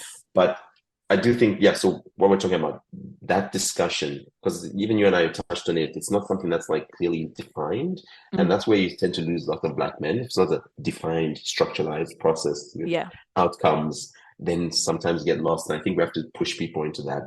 Going back to another thing you mentioned actually is going for the mental health first aid courses, Ah, yes. and everyone should do that. It's like, Yes. no, everyone has to go for work and do first aid at work, Yeah. because and mental health first aid should actually be something that we should prioritize. Yeah. Because you're more likely to actually use that skill than CPR. Like, how many times have you had to use CPR in your life? 100%. Mhm. 100%. But then also I think it acts like as a self-reflective tool. I mean, by the time I was doing it, I was like, I have well and truly self-educated and done my fair share of the work. So I know. But I know if you're going into it and people tend to be more open when they're like, oh, I want to see how I can help other people and like da da da da Mm. da. And then you're in there and it's like, who Mm. needs the help for real? Like my favorite analogy is how in planes they'll like put on your mask first before you put on someone else's mask. I Yes. use that thing in the craziest situations, and I think people going for mental health first aid training is a great situation for it because you'll be like, yeah, I'm there to help other people, blah blah blah. And then you get there, you're like, oh, I need to put my mask on, otherwise I'm gonna pass out trying to put on someone else's mask. Yes, and you raised two important things there. The putting on the mask first. I often tell people that a lot of the time, let's say for pertaining to being black men, there's that book that I think that was written like "She's Not Your Rehab," and the whole idea is Oh, that I've not heard of that book. women. That sounds aggressive. Oh yeah, I think a Continue. barber wrote it, Black Barber, but it was like really. I haven't read it, but I like the concept of it. It's one of those books which I probably if I read it, just like I think it was a barber who was just writing about how he struggled to get through. Was it addiction? I forget what it actually was, but mental health themed, but Yeah, using women as like she's not your rehab, but many men and the society were like, oh, save me, and the number of referrals I get. I often after I have another article on this, but whenever I see men, they've usually been sent to my office by a woman, their yeah, mother, their partner, their yeah, children, and usually it's the daughter. It's funny. It's not the son. It's usually the daughter who's told the father, "Hey, you need to get your act together." yeah. And they're checking them. And it's so interesting that even the in-laws, you find the mother-in-law is the one who comes. So it's funny how much women are being we've made this narrative that women should help us and we're the damsels in distress. I often joke to men that we're actually the sensitive guys. Men say women are too emotional. We're the Yeah. emotional ones. Oh We're the my damsels gosh. in I watched distress. someone break it down again back when I was on TikTok.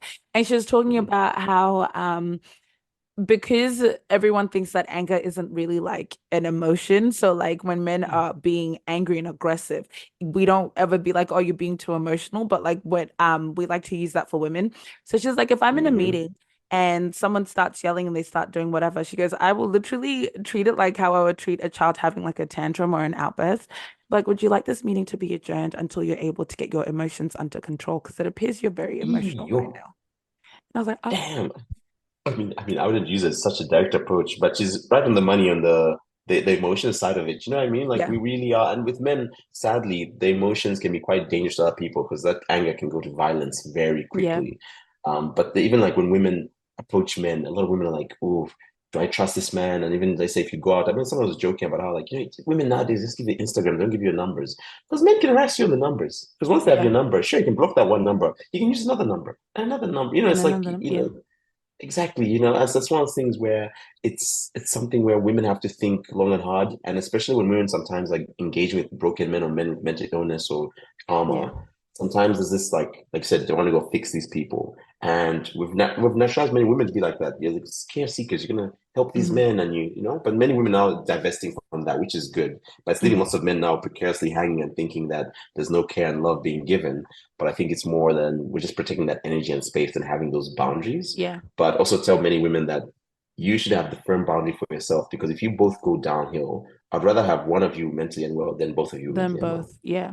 Yeah. Even if it sounds so hard, and I tell people, families this all the time, most people will get better with intervention, but some people won't, and you might have to just really cut people off or Yeah. distance yourself.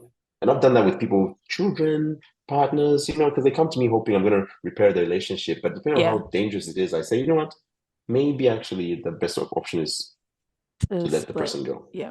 Yeah. I think a I big mean, one I have noticed with when dating black men is that someone can't meet mm, you at a place that they haven't met themselves. And I know people hear that, but like when you see it at play, truly someone cannot meet you at a place they have not met themselves. So now you're like, oh, I'm upset. I don't understand why he wouldn't ask why I'm upset. Or like, oh, I feel overwhelmed with this thing. And he just has not had the emotional capacity to be there. How have you seen him be there for himself? Do you think he has the tools or the know-how or the self-awareness to know that this is something that he needs to be there for you for, if you've never seen him be there for himself? yes. Like, And there's a surges. I mean, I'll try and be succinct in this. When you said that, the thing that came to mind is, yeah, we don't even know, a lot of us, what is self-love or self-care. We don't know what that means. And we don't ask our friends that or our fathers that. So when I'm dating you, why would that be? I think as men, we know, okay, women yeah, like us to ask. And then nowadays, if you're smart enough, you're like, okay, she doesn't want uh outcomes. It sounds like advice. She wants me to listen. yeah. But then I'll sometimes as just, men, we're not. mm-hmm. But then that's not even good listening because sometimes you're like, the one's like, oh, I don't think you're paying attention. You know, because if I offer suggestions, but that's not the same thing as empathetic listening. You know, Yeah, sometimes so men we shortchange ourselves because we don't even know those skills and we haven't developed them for ourselves. So when you're doing yeah, a relationship, we really struggle. And I think because more women are asking of that of us, you know, but we're yeah, not even there for ourselves. So you're asking quite a big leap of a man. That's why I can yeah. see why there's been these red pill movements and this discourse of women are this and It gets incels really comes popular. about. Yeah. Yeah, because women are asking the impossible, and men are now like, you know what?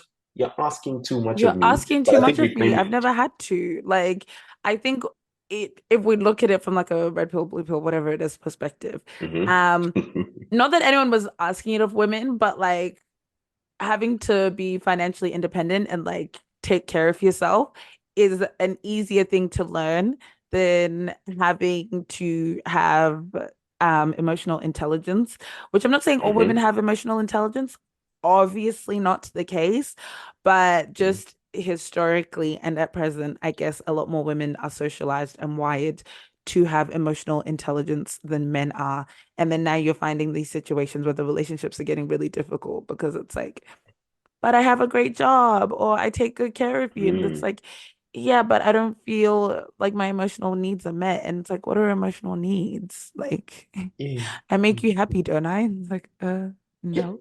Yeesh, you know, and that's something where I feel the next discussion for men, because only men can help men. Like, you know, something that Bell Hooks always said in our books Yeah. was, you know, only men can fix the toxic masculinity issue. A lot of Yeah. women double 100%. down it and they help and this, but only men are gonna fix it, you Yeah. know? And that's something where when that even having these challenging discussions, my friends, even sometimes, you know me, I post controversial and silly things on Instagram, but it's surprising All the how time. much more engagement you get from men, even by being passive aggressive. And I hate doing it because that's just the lingo we use. So if I say, Yeah. hey, let's talk about emotions, what's stressing you out this week? Nah. Crickets. But if I say, the reason why you're not sleeping is because your demons are chasing you. And guys like, what demons? It's just I've always been this. So then I'm getting engagement, Yeah, and then you we get can more start engagement. having this dialogue. But I Yeah. hate using that technique, even though it's quite effective, because then you sort of still using that. But eventually, what happens is we start the narrative and start the conversation, Yeah. and it gets normalized, and then we say like, oh, Xavier, I see what you did there. So many people think I'm doing gotcha moments, which I guess I am because of the way I'm communicating at you. But we're trying to make each other better and get in touch with those feelings. You know, so the biggest thing I see, especially, is a lot of my friends who are married, and they come and say that my wife. A lot of men are competing with their wives silently because you know they want to be breadwinner, but the wife got a promotion, is doing better, and he's Mm. like he comes back frustrated, and Yeah. he knows it's bad because I wanted to be happy for her, but the first thing I said when she told me a thing is that, oh, congrats. Also, I'm also thinking of applying for a promotion. It's like Yeah. you double down on the Me Too side of Yeah. it, which we love doing as men, even though it's funny. Someone has to just repeat your words back to you. And it's like, oh, I see what happened there. You I said this see. thing. I was Yeah. just meant to just say congrats, give you your So flowers, happy and for you leave you it. did that. But Yeah. instead, I also said I want some of those flowers back, actually. You know, Yes. I and actually many women, actually we'll just keep them between the two of us because we both deserve them. and that's not a real showing of emotion. And women are now Not at owing down on all. that. Yes, you know. No, But yeah. also, oh, sorry, Yes. one last Go. thing I was going to mention as another resource is like, because drugs are such a big thing in the community and they cause lots of strife. Mm. There's a family drug support. If you Google it, just go to this website, FDS. This like across Australia, they've got a Yeah. 24/7 number. And it's actually for people, carers. So let's say you don't have the problem, but someone you love has the problem. They're Yeah. able to give you ideas, advice, what place to go to, what's your nearest, if there's a detox or what rehab options look like, or Yeah. what you must find to do. And they also provide you actually emotional support. There's options for counseling because you find that personal mental health can impact other people. Then they'll have a mental health issue as well on top Yeah. of that. So mental health is not this thing where it's like, oh, I'm just going to do my own. And even men who go and go It doesn't suicide, happen in isolation. yeah, no, it doesn't. It really Yeah. doesn't.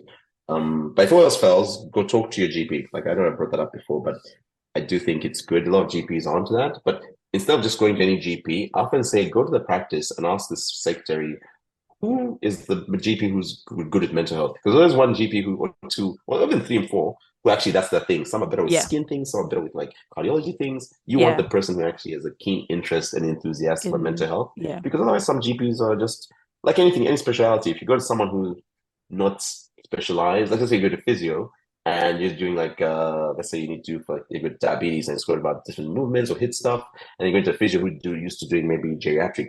Sure, they Yeah. both know they're both physios, but you want someone who's But going to be specialized for you. exactly.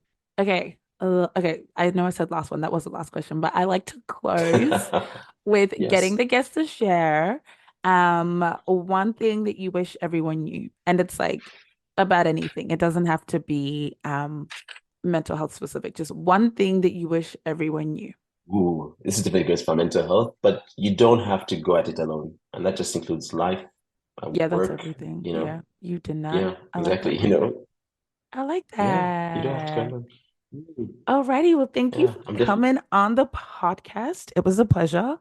We will be seeing you thank again, you for having definitely. me. Oh, You've also 100%. I done love it. other Thank you. podcast interviews. I will link those if I can find all of them. Yes. Because people get you to talk about all sorts of things, and you have very interesting takes, and also you're Yes. also very insightful. So I Thank will you. link Thank you those. very much. But yes, thank you so much. No, thank you. And glad your show's back up and running. Love it. Thank you. Okay.